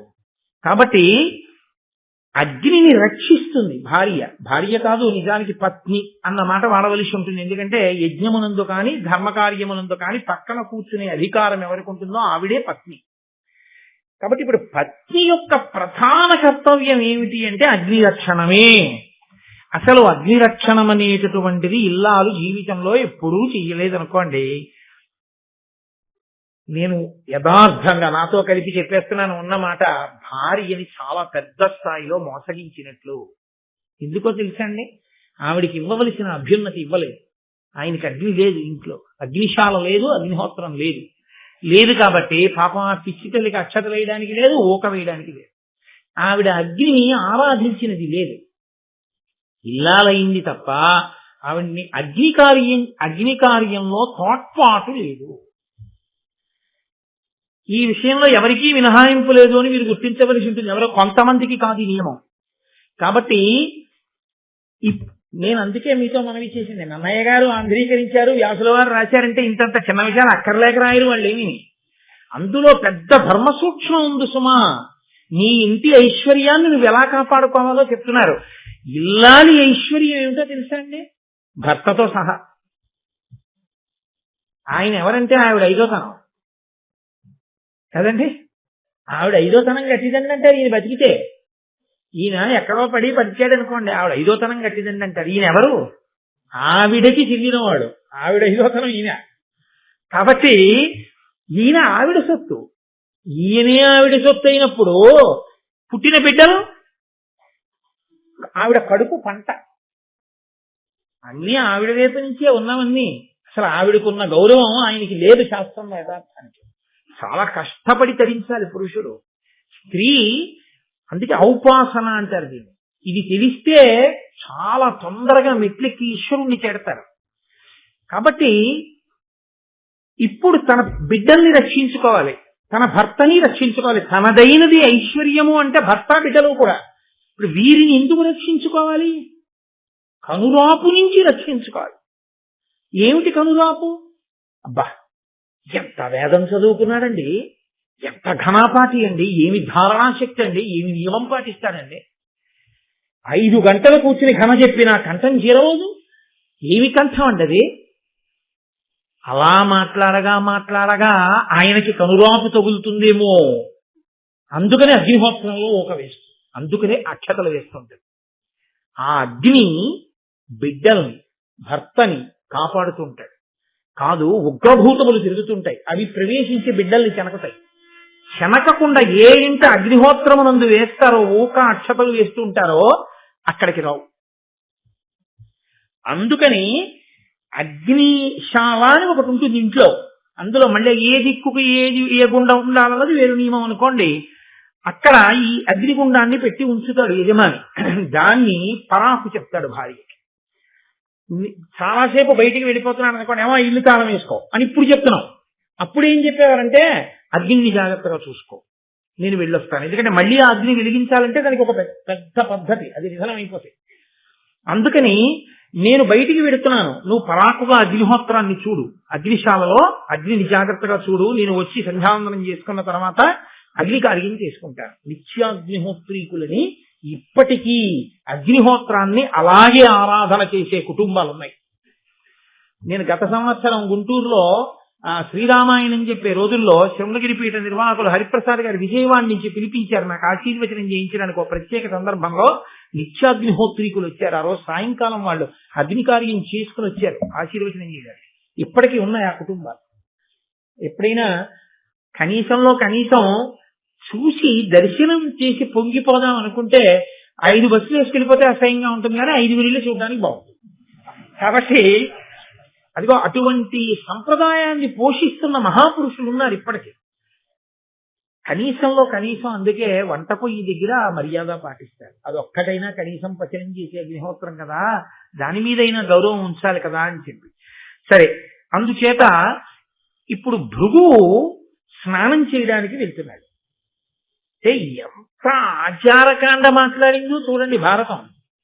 ఆయన వెడుతూ భార్యకి పరాకు దేని గురించి చెప్పాడంటే, అగ్నిశాలలో అగ్నిహోత్రుడున్నాడు జాగ్రత్త. అగ్ని సర్వదేవతా స్వరూపుడు, అదొకటి మీరు గుర్తుపెట్టుకోవాలి. అగ్నిహోత్రుడు శివుడు, శివుడికి 3వ కన్ను అగ్నిహోత్రం. అందుకని అగ్నియే శివుడు, అగ్నియే విష్ణువు, అగ్నియే గరుత్మంతుడు, అగ్నియే పరదేవత. అందుకే ఇప్పటికీ కేరళ రాష్ట్రంలో అమ్మవారిని పూజ చెయ్యాలి అంటే యంత్రాలు మూర్తులు అవి పెట్టరు. మీరు ఎప్పుడైనా కేరళ రాష్ట్రం వెళ్ళినప్పుడు అక్కడ ఉండేటటువంటి సంప్రదాయం మీరు వాళ్ళని అడగండి, వాళ్ళు చెప్తారు.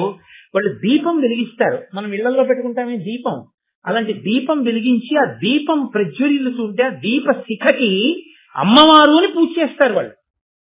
దీపాన్నే పరదేవతగా పూజ చేస్తారు వాళ్ళు. అసలు దీపం లేకుండా మనం పూజ చెయ్యం. నతత్ర సూర్యోభాతి చంద్రతారకం నేమా విద్యుతో భాతి కుతోయమగ్ని త్వమేవ భాంతమనుభాతి సర్వం తస్య భాషా సర్వమిదం విభాతి. పరబ్రహ్మాన్ని దీపంగా చెప్తాం. ఏ నామాలు వినండి మీరు, సహస్రనామాల్లో పరంజ్యోతి అన్న నామం లేకుండా ఉంది. జ్యోతి అగ్ని సంబంధం, సుబ్రహ్మణ్యుడు అగ్ని సంబంధం. అందుకే ఆయనకి పావకి అగ్నిపుత్రుడు అని ఒక పేరు. అసలు అరుణాచలంలో ఉన్నటువంటి శివలింగం అగ్నిలింగం. అక్కడ ఉన్నటువంటి శిలలు వేడిగా ఉంటాయంటారు, అగ్నిశిలలు, అగ్ని కొండ. అగ్నిని ఆరాధించడం ఈ జాతి లక్షణం. కాబట్టి ఆర్య శబ్దం వచ్చింది. ఇంత గొప్ప అగ్నిని ఆరాధన చేసి ఐశ్వర్యాన్ని పొందేవారు, ఆ అగ్నిని ఆరాధించి రక్షణ పొందేవారు. అందుకే ఇప్పటికీ మన వాళ్ళు అలా నోటితో ఊదకురా అంటారు. అగ్నిని నిధనం చేయడం కూడా ఎంగిలి ఊపిరితో, ఎంగిలి గాలితో నిధనం చేయరు. అందుకే దీపం ఆరిపోయిందన్నారు, దీపం కొండెక్కిపోయింది అంటారు. కొండెక్కిపోయింది అంటే ఈశ్వరునిలో లయం. కొండల మీద అంతా ఈశ్వరుడు ఉంటాడు కాబట్టి ఈశ్వరునిలో కలిసిపోయింది. ఆ ఇంటి దీపం ఆరిపోయింది అన్నారనుకోండి, అది చాలా అమంగళకరమని గుర్తు. ఆ ఇంట పొయ్యి వెలగట్లేదు అన్నారనుకోండి, వాళ్ళకి అన్నం లేదని గుర్తు. అగ్ని సంబంధంగా ఐశ్వర్యాన్ని, అగ్ని సంబంధంగా దరిద్రాన్ని, అగ్ని సంబంధంగా మంగళాన్ని, అగ్ని సంబంధంగా అమంగళాన్ని మనకి ప్రకటన చేస్తారు. ఆ ఒళ్ళు చల్లబడిపోయింది అంటే ఆయన ఇక లేడు. ఆ ఒంట్లో ఉండవలసిన వేడుంది. చాలా పొగరుబోతుగా ఉన్నాడు, ఒంట్లో వేడండి అంటారు. సరే, ఇప్పుడు అవన్నీ మళ్ళీ చెప్తూ కూర్చుంటే ఇంకా ఎప్పటికయ్యాను భారతం ఇప్పుడు మళ్ళీ వచ్చేది. అందుకని అగ్ని అంతగా మనం ఆరాధన చేస్తాం, మనకి తెలియదు చేస్తున్నామని కూడా. ఆ ఇంట దీపం లేదా అంటారు, దీపం పెట్టేవాడికి అద్దెకి ఇవ్వకూడదా అంటారు, అద్దె లేకపోయినా దీపం పెడతాడు ఇవ్వండి అంటారు. కాబట్టి మనకి అంత పూజ్య భావన అగ్నిహోత్రం మీద. అటువంటి అగ్నిహోత్రాన్ని కాపాడాలి కాబట్టి భృగువు స్నానానికి ఎడుతున్నాడు సాయంకాలం. అదో నియమం. ఉదయం వేళ పొరపాట్ల సూర్యోదయం అయ్యే వరకు పడుకున్న ఎప్పుడైనా ప్రతిరోజు అని కాదు నా ఉద్దేశ్యం. ఎప్పుడైనా సూర్యోదయం అయ్యే వరకు నిద్రపోతే తప్పు పట్టదు శాస్త్రం. ఓ పాపం ఒంట్లో బాగోలేదో అతను అలతగా ఉన్నాడో పడుకున్నాడు. కానీ సూర్యాస్తమయ సమయంలో మాత్రం ఎట్టి పరిస్థితుల్లో నిద్రపోతాడు. ఎట్టి పరిస్థితుల్లో సరే ఆ ధర్మ సూక్ష్మం మీద కూడా ఆఖ్యానాలు వస్తాయి. కాబట్టి సూర్యాస్తమయం అవుతోంది అంటే స్నానం చేసేయాలి. చేసి దీపం పెట్టి ఈశ్వరుడికి నమస్కారం చెయ్యాలి. యజ్ఞోపవీతం ఉన్నవాళ్ళు సంధ్యావందనం చెయ్యాలి. కాబట్టి ఆయన సంధ్యావందనం చెయ్యాలి కాబట్టి స్నానం చేయడానికి వెడుతున్నాడు. వెడుతూ ఆయన పరాకు దేనికి చెప్పాడంటే ఆయన భార్య పేరు పులోమ. ఆవిడ్ని పిలిచి అగ్నిని జాగ్రత్తగా చూడు, నేను స్నానానికి వెడుతున్నాను అని చెప్పాడు. ఆవిడ అగ్నిని రక్షిస్తోంది. అగ్నిని రక్షించడం అంటే ఏం చేస్తారు? అగ్నిని పట్టుకుని ఉండరుగా. రక్షించడం అంటే కాస్త ఊక వెయ్యాలి, కాస్త అక్షతలు వెయ్యాలి. ఆడవారు ఎక్కువగా అందులో అక్షతలు సమర్పణం చేస్తుంటారు. కాబట్టి అక్షతలో ఊకో వేసి ఆవిడ రక్షిస్తోంది. ఈలోగా అగ్ని వెలుగుతున్నాడు అంటే వాళ్ళ దృష్టిలో ఎవరు వెలుగుతున్నాడు? ఈశ్వరుడే. అగ్ని ఉన్న చోట ఈశ్వరుడే. కాబట్టి ఇప్పుడు పులోమ రాక్షసుడు అని ఒక ఆయన ఉన్నాడు. ఆయన అదో చమత్కారమైన పేరు. ఈయన భార్య పేరు పులోమ, వచ్చిన రాక్షసుడి పేరు పులోమ రాక్షసుడు. ఆయనకి ఎప్పటి నుంచో ఈవిడి మీద కన్ను. రాక్షసత్వము అన్న మాటకు అర్థం ఏంటో తెలుసా అండి? వాడికి ఆమె ఎందు ప్రీతి ఉండడమే మొదటి తప్పు. ఎందుకని? ధర్మం అన్న మాట అవుతుంది కదా. తన ప్రీతి ఎవరి ఎందు ఉండాలంటే తన తండ్రి ఎవరిని తెచ్చి తన పక్కన పత్ని స్థానంలో కూర్చోబెట్టాడో ఆమె ఎందు ఉండాలి. అంతేగాని వివాహపూర్వం తనే నిర్ణయించుకుని తనే అసలు మనసు పట్టుకెళ్ళి పెట్టకూడదు. అదో తప్పు. సరే పెట్టాడు పో. ఆవిడికి పెళ్ళైపోయింది. పెళ్ళైపోయిన తర్వాత కూడా ఆవిడ మీద మనసు పెట్టుకోవడం ఇంకో పెద్ద తప్పు. తప్పుల్లో పెద్ద తప్పు అంటే ఏంటో తెలుసా అండి? అర్థం పర్థం లేని మాటలు కొన్ని మాట్లాడుతుంటారు. ఆవిడికి 60 ఏళ్ళు వచ్చేస్తాయి. నేను సందర్భంలో చూసి తెల్లబోయాను. 60 ఏళ్ళు వచ్చేస్తాయి. ఓ 70 ఏళ్ల వాడు వచ్చి అంటాడు, దీన్ని నాకే ఇచ్చి చేద్దాం అనుకున్నారు చిన్నతనంలో, కానీ దాన్ని వాడికి ఇచ్చారు మళ్ళీ అంటాడు. అదేంటది? 70 ఏళ్ళకి నువ్వు అనవలసిన మాట అది. అప్పుడు కూడా ఇంకా నీ వ్యామోహాన్ని నువ్వు గుర్తు చేసుకోవట్లేదు. ఏమిటి దొడ నిన్ను అలా అంటాడైనా అన్నారు. వాడి మొహం వాడు అలాగే మాట్లాడతారా అంటున్నాడు. ఎంత అసహ్యంగా ఉందో ఆ మాట అసలు. అంటే సంస్కారం అనంత దోషం ఉందని గుర్తు. నేను యథార్థంగా విన్నాను. నా కర్మ కొద్ది నాకే తగులుతాయో అని నేను. కాబట్టి ఇలాంటి సన్నివేశంలో ఆ పులోమ రాక్షసుడికి ఆ పులోమ మీద మనసు ఉండిపోయింది. భృగువు స్నానానికి వెళ్ళాడు. ఈయన గబగబా వచ్చాడంటే ఎప్పటి నుంచి వెతుకుతున్నాడు వీడు ఎక్కడుందని. వాడు వచ్చాడు గబగబా. వచ్చి వాడికి అనుమానం వచ్చింది, ఈవిడేనా పులోమ? ఎందుకంటే ఆవిడే పులోమ కాదా తెలుసుకుని తన వ్యామోహ ప్రకటనం చేద్దామని. ఎవరిని అడగాలి? అక్కడ ఉన్నది అగ్నిహోత్రుడు ఉన్నాడు, ఆవిడ ఉంది. ఇప్పుడు అగ్నిహోత్రుడు ఈశ్వరుడు అన్న భావన వాడికి కూడా ఉంటే ఆయన మాట్లాడతాడరా, పలుకుతాడరా, ఆయన దేవతరా అనుకుంటే ఆయన అడుగుతాడు కదండి. మీరు ఈ విషయం చాలా జాగ్రత్తగా గమనించాలి. ఆయన దేవత అన్న విషయంలో వాడికి అనుమానం లేదు.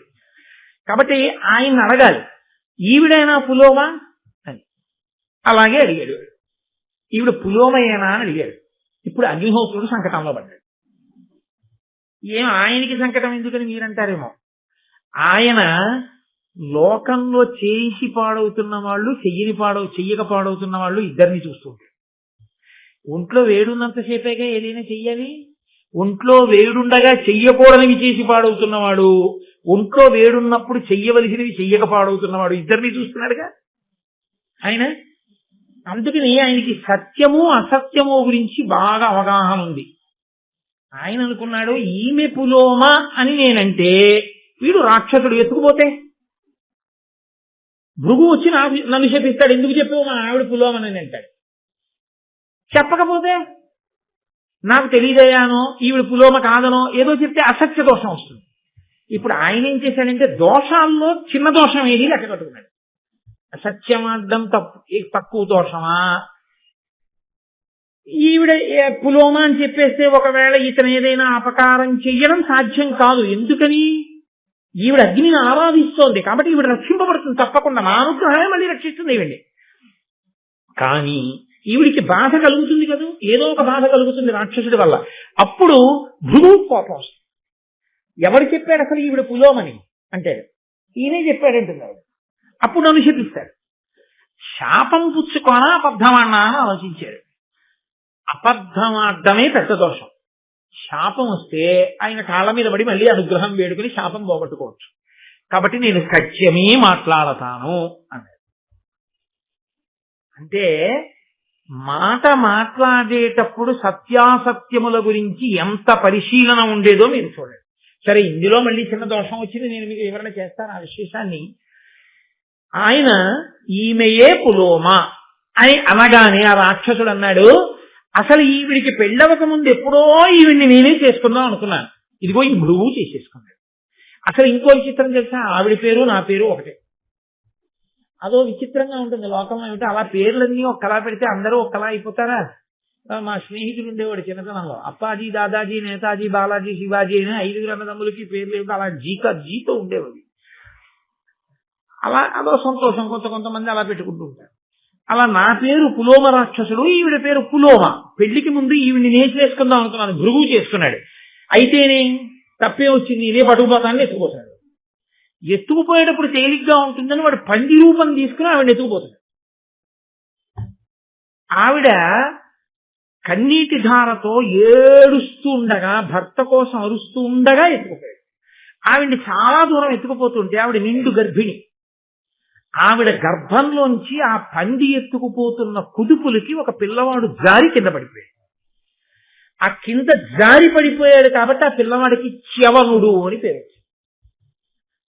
ఆ కింద పడిపోయిన పిల్లవాడు పరమతేజోస్వరూపుడై ప్రళయకాలపు అగ్నిహోత్రం ఎలా ఉంటుందో అలా ఎవడురా మా అమ్మకు అపరాధం చేసిన వాడు అని చూశాడు పులోమ రాక్షసుని వంట. వెంటనే వాడు బూడిదైపోయాడు. ఈవిడ పిల్లవాడిని సంకనేసుకుని మళ్ళీ అంత దూరం నుంచి నడుచుకుంటూ ఇంటికి వచ్చింది. ఈలోగా ఈవిడ ఎత్తుకుపోతున్నప్పుడు ఏడిచింది కదూ. మహాపతివ్రత కంటి వెంట పడినటువంటి నీటి బిందువులు ఒక పెద్ద నదిగా మారిపోయి ప్రవహించాయి. అదే సామాన్యమైనటువంటి విషయమా? ఇప్పుడు ఈ నది ఒక పతివ్రత కంటి ధార చేత వచ్చిందని దీనికి పేరెవరు పెట్టాలన్నారు. అయ్యి బాబోయ్ మనకి ఎందుకంటే బ్రహ్మగారిని అడిగారు. ఆయన అన్నాడు దీనికి వధూసరా అని నామకరణం చేస్తున్నాను అన్నాడు. ఆ నదికి వధూసరా అని పేరు. ఇప్పుడు అంటే ఒక ఒడ్డు గింజ బోలెడం ఒక్క కంకులో ఇన్ని ధాన్యం ఇచ్చినట్టు మహాపతివ్రతల శోక ఒక్క సీతమ్మ తల్లి కంటి నిప్పు కణిక నీటి బిందువు లంకని కాల్చలేదండి. దాని శక్తి అలా ఉంటుంది. ఇప్పుడు ఆవిడ తిరిగి వచ్చింది, స్నానం చేసి భృగు వచ్చాడు. భృగువు స్నానానికి వెళ్ళొచ్చే లోపల ఎలరంతా అయిపోయింది. ఇప్పుడు ఆవిడ సంకన బిడ్డను పట్టుకుని ఇంచింది, ఏడుస్తూ ఉంది, డస్సిపోయింది. ఎర్రగా పిల్లాడున్నాడు. ఈ బిడ్డడు ఎవరన్నాడు? శవనుడు మన కొడుకి. ఎప్పుడు పుట్టాడన్నాడు? ఇప్పుడే పందెత్తుకుపోతుంటే జారి పడ్డాడన్నాడు. పందెత్తుకుపోవడం ఏమిటి అన్నాడు. అంటే ఇదిగో పులోమ రాక్షసుడు అన్నవాడు వచ్చాడు, ఈమె పులోమయేనా అని అడిగాడు. అడిగితే ఈమెయే పులోమ అని తెలియగానే నన్ను ఎత్తుకుపోయాడు. ఈ పిల్లవాడు జారి పడ్డాడు, పడుతూనే కోపంగా చూశాడు, వాడు బూడిదైపోయాడు. ఆ పిల్లవాడి తేజస్సు అటువంటిది, అగ్ని ఆరాధించినటువంటి ఫలితం. కాబట్టి ఆ పిల్లవాడి చేత రక్షింపబడ్డాను, ఇదిగో పిల్లాన్ని ఎత్తుకొచ్చానయ్యా అది. చాలా సంతోషించన్నాడు. అసలు నువ్వు పులోమ అని చెప్పిన వాడెవరు? ఈయన అగ్నిహోత్రుడిని చూసి వెంటనే అగ్నివంక చూసన్నాడు. రోజు నేతన్నం హవిస్సులు ఇస్తూ ఉంటే, చక్కగా అక్షతలు ఊక ఇలాంటివి వేసి రక్షిస్తుంటే అన్నీ తిని నీకు కొవ్వు పట్టి ఇలాంటి మాటలు చెప్పావు. కాబట్టి అన్నీ తినడం నీకు అలవాటు దాకా అన్నాడు. అన్నీ తింటావు ఇవాళ నుంచి, అది ఇది కాదు ఏదైనా తినేస్తావు అనేటప్పటికి ఇప్పుడు ఆయన అడిగిపోయాడు. ఎక్కడ కూడా నన్ను ఏదో శాపం ఇస్తాడని నేను అనుకున్నాను, అన్నీ తినేయమన్నాడు నన్ను ఇప్పుడు. కాబట్టి ఇప్పుడు తినకూడదు అన్నది ఏం లేవు నా దగ్గర. అన్నీ తినడం అంటే ఎంత బాధాకరమైన విషయం అండి. శవం దగ్గర నుంచి ఆయనలో పడయ్యాలే కానీ ఆయన కాల్సనిది అన్నది ఉండకూడదు. అన్నీ తినాలి. అన్నీ తినడం అనేటటువంటి విషయం అంత తేలికని మీరు అనుకోకండి. మనమే ఒక వంకాయనే ఇంకోలా వండితే అలా వండితే నేను తిన్నాను. అలాంటిది అగ్నిహోత్రుడు అన్నీ తినే, పైగా ఆయన సద్బ్రాహ్మణుడు. మీరు ఎప్పుడైనా అగ్నిహోత్రుని యొక్క మూర్తిని చూశారో లేదో నాకు తెలియదు. ఆయన చాలా చమత్కారంగా ఉంటాడు. 7 నాలుకలతో ఉంటాడు. సప్తజిహ్వః అని 7 నాలుకలు, 2 తలలు, 6 చేతులు, అందులో పట్టుకునే ఆయుధాలు, పొట్టిగా ఉంటాడు, లావుగా ఉంటాడు, యజ్ఞోపవీతం వేసుకుంటాడు, శృక్కు స్రవం ఇవన్నీ పట్టుకుంటాడు. బ్రాహ్మణుడు. ఆయన మూర్తి ఎప్పుడన్నా మీరు చూశారో లేదో చాలా గొప్పగా ఉంటాడు అగ్నిహోత్రుడు. వైదిక సంస్కృతికి చిహ్నం కింద ఉంటాడు ఆయన. అటువంటి అగ్నిహోత్రుడు అన్నీ తినేయడం అంటే, సర్వభక్షకుడు అవడం అంటే బాధాకరం కదండి. ఆయన వెంటనే భృగువు వంక చూసి అన్నాడు, నేను ఇవ్వగలను శాపం. ఎందుకు ఇవ్వాలో తెలుసా నీకు శాపం? ఒక కారణానికి ఇవ్వాలన్నాడు. ఇక్కడ ఎన్ని చమత్కారాలు అనుకుంటున్నారు, ఎవరి ధర్మం వాళ్ళది. అసలు భృగువు ఎందుకు ఇవ్వాలి శాపం? తన భార్య ఎవరో అడిగితే సత్యం చెప్పినందుకు శాపం ఇస్తాడా? కాదు. సత్యము అన్న మాటకి సనాతన ధర్మంలో ఒక అర్థం ఉంది. సత్యము అంటే నిజము పల్కుట అని కాదు. అలా చెప్పే మిగిలిన విశ్వాసములలో చాలా ఇబ్బందులు వచ్చాయి. ఇప్పుడు నేను దాని గురించి మాట్లాడను. కానీ సత్యము చెప్పుట అంటే కేవలము నిజము చెప్పుట అని అర్థం కాదు. సత్యము చెప్పుట అన్న మాటకు అర్థం తెలుసా అండి? సత్యం బ్రూయాత్ ప్రియం బ్రూయాత్ న బ్రూయాత్ సత్యమప్రియం. మనుష్య సహజమైనటువంటి ప్రేమ చేత అత్యంత అమాయకంగా భయంతో ఉన్నటువంటి ఒక ప్రాణి యొక్క గౌరవాన్ని కానీ, ప్రాణికి కలగబోయే దుఃఖాన్ని కానీ, ప్రాణికి కలగబోయేటటువంటి ఇబ్బందిని కానీ దృష్టిలో పెట్టుకుని రక్షించుట కొరకు ఆ సమయంలో నిజానికి బదులు అబద్ధం చెప్పిన శాస్త్రం దాన్ని తక్షణంగానే వేసుకుంటుంది. అంటే మాకేమీ సరిగా అర్థం కాలేదు నీ మాట ఏమిటో అని మీరు అంటారు. నేను మీకు ఒక ఉదాహరణ చెప్పాలి అంటే, నేను ఒక అరుగు మీద కూర్చున్నాను అనుకోండి, ఒక గోవు పరిగెత్తుకుంటూ అలా వెళ్ళిపోయి మా ఇంటి పెరట్లోకి వెళ్ళిపోయి బిక్కు బిక్కు బిక్కు బిక్కుమంటూ ఆవుల మందలో కలిసిపోయి ఎక్కడో గడ్డివాంసాటికి వెళ్ళి నిలబడింది. అటుగా ఆవుని పట్టుకుని చంపేద్దాం అనుకున్నటువంటి కసాయి వాళ్ళు వచ్చారు. పంతులు గారు, ఆవు ఏదైనా ఇలా వెళ్ళిందా అని అడిగారు. ఇప్పుడు ఆవు ఇలా వెళ్ళింది అన్నీ సత్యం చెప్పాను అనుకోండి, వాళ్ళు ఆవుని తీసుకెళ్ళిపోయి చంపేస్తారు. ఒక గోవు ప్రాణములు నిలబెట్టడమా, ఒక అబద్ధమాడి గోవు ప్రాణం నిలబెట్టడమా అన్న విషయంలో గోవు ఇలా వెళ్ళలేదు అని నేను చూసి కూడా చెప్పాను అనుకోండి, అప్పుడు నేను అబద్ధమాడాను అన్న దోషాన్ని నా ఖాతాలో వెయ్యరు అని వేదన చెప్పాను. ఎందుకు వెయ్యరో తెలుసా అండి? ఒక పెద్ద సత్యాన్ని రక్షించడం కోసం ఒక చిన్న అసత్యాన్ని పలికితే అది అసత్యంలోకి రాదు. కానీ అలాగనే అన్వయం చేసేసుకుని అన్ని ధర్మం అని చెప్పి అసత్యాలు ఆడకూడదు. పెద్ద ధర్మాన్ని నిలబెట్టడానికి చిన్న అసత్యాన్ని ఆడినా అది దోషము కిందకి రాదు, సత్యమే అవుతుంది. అయినప్పుడు ఈమె పులోమ అని చెప్తే నిండు గర్భిణి అయినటువంటి ఆవిడ్ని రాక్షసుడు అపహరించి తీసుకెడితే భర్త భృగువు దగ్గర లేడు, ఎంత ఉపద్రవం వస్తుంది ఆవిడికి.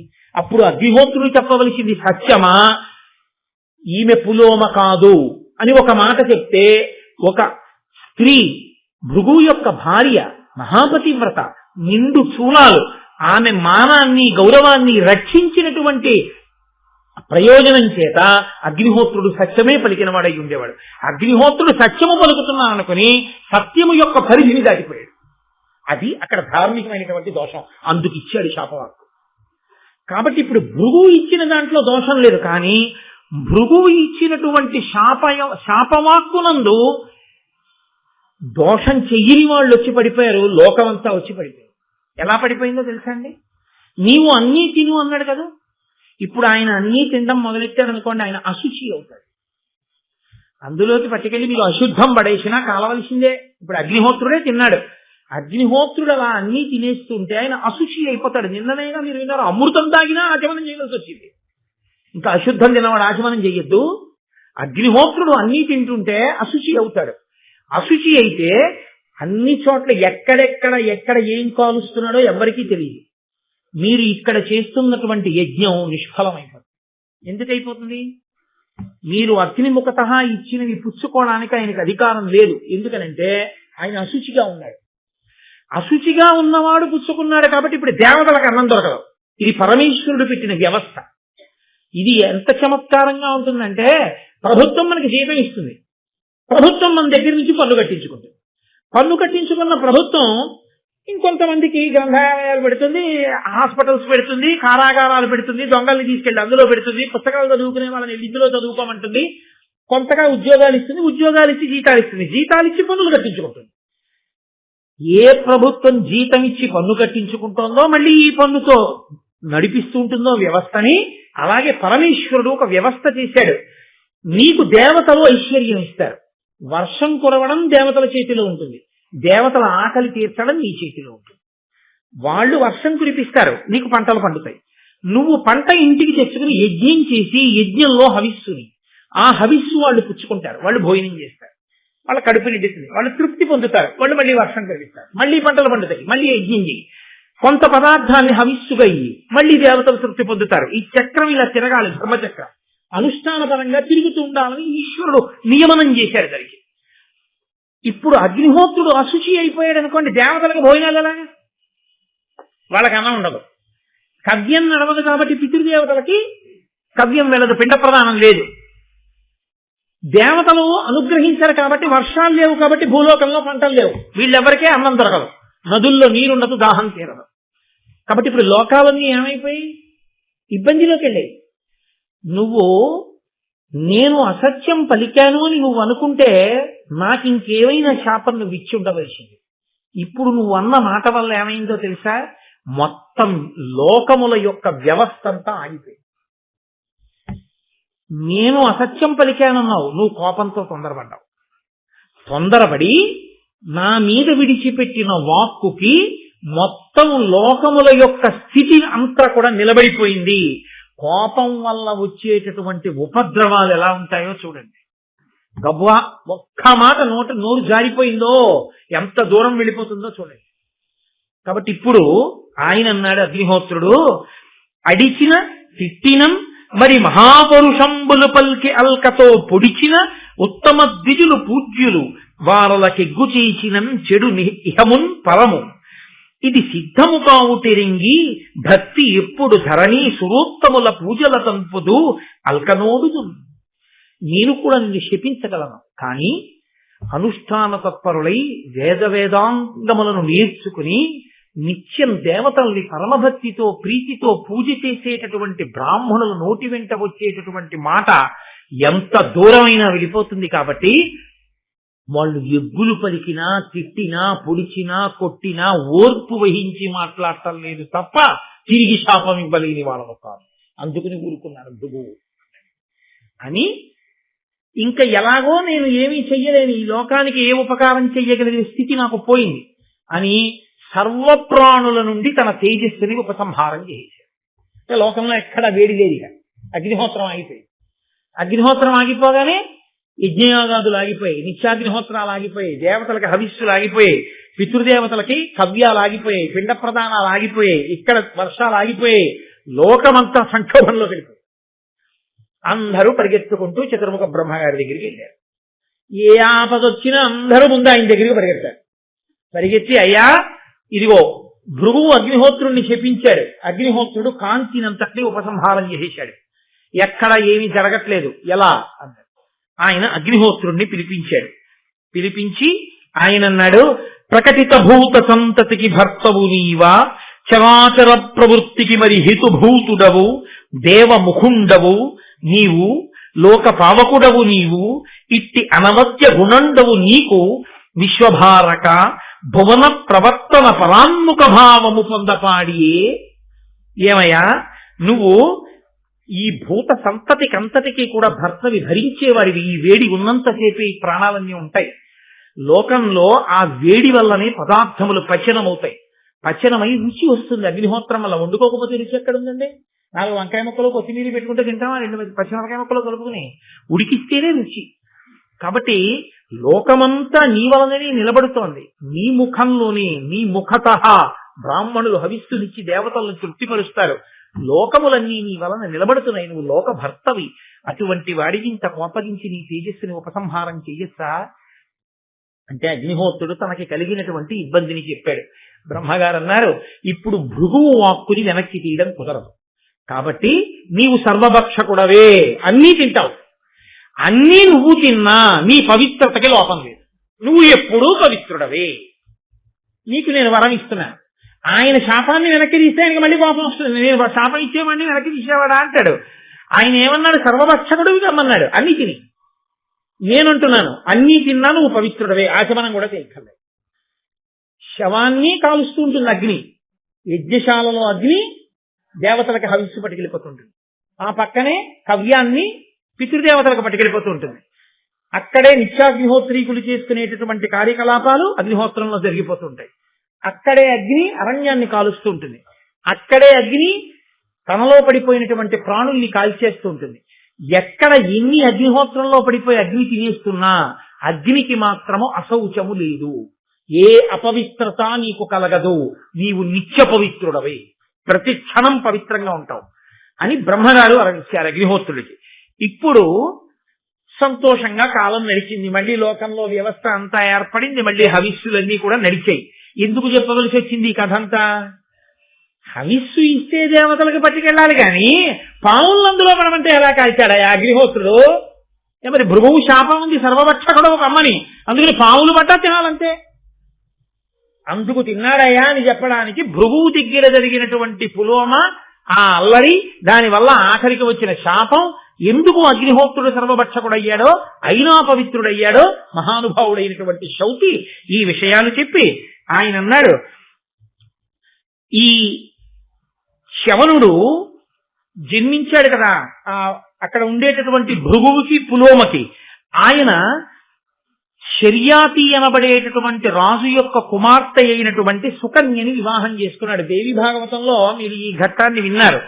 పుట్టలో కూర్చుని ఆయన తపస్సు చేస్తూ ఉండడం, కళ్ళేదో మిరుగుడు పురుగుల్లా కనపడుతున్నాయినా ఆవిడ పుల్లతో పడవడం, ఆయన రెండు కళ్ళు పోవడం, వృద్ధుడైనా కూడా ఆవిడ వివాహం చేసుకోవడం, ఆవిడ పరమ పాతివ్రత్యంతో ఆయన్ని అనువర్తించడం, అశ్వినీ దేవతలు రావడం, నీకు నీ భర్త పట్ల అంత పాతివ్రత్యము అంత మమకారము ఉంటే ఏది మేము చూస్తాం, ముగ్గురం కలిసి స్నానం చేస్తాం, ముగ్గురం ఒక్కలా ఉంటాం, నీ భర్తనెవరిలో నువ్వు గుర్తుపట్టడం, ముగ్గురు వెళ్లి ఆ సరోవరంలో స్నానం చేయడం, ముగ్గురు అశ్వినీ దేవతలుగానే కనపడ్డాం, తన భర్త ఎవరో తను గుర్తుపట్టలేకపోతే తన పాతివ్రత్యానికి దోషం వస్తుంది కాబట్టి ఆవిడ వెంటనే నమ పద్మ ప్రభోదేవి అంటూ దేవీ భాగవతంలో అమ్మవారిని స్తోత్రం చేయడం, అమ్మవారు అనుగ్రహించి ఆ శర్యాతి కుమార్తె అయినటువంటి సుకన్యకి తన భర్తని గుర్తుపట్టగలిగినటువంటి బుద్ధి ప్రచోదనం చేయడం, దానివల్ల ఆమె శవన మహర్షిని గుర్తుపట్టడం, శవన మహర్షికి నిత్య యవ్వనం రావడం, మళ్ళీ యవ్వనంలోకి వచ్చి వాళ్ళిద్దరూ సంతోషంగా కాలం గడపడం, ఈ ఘట్టాన్ని మీరు దేవీ భాగవతంలో విన్నారు. నేను ఒక్కసారి విహంగ వీక్షణంగా దాన్ని మీకు జ్ఞాపకం చేశాను.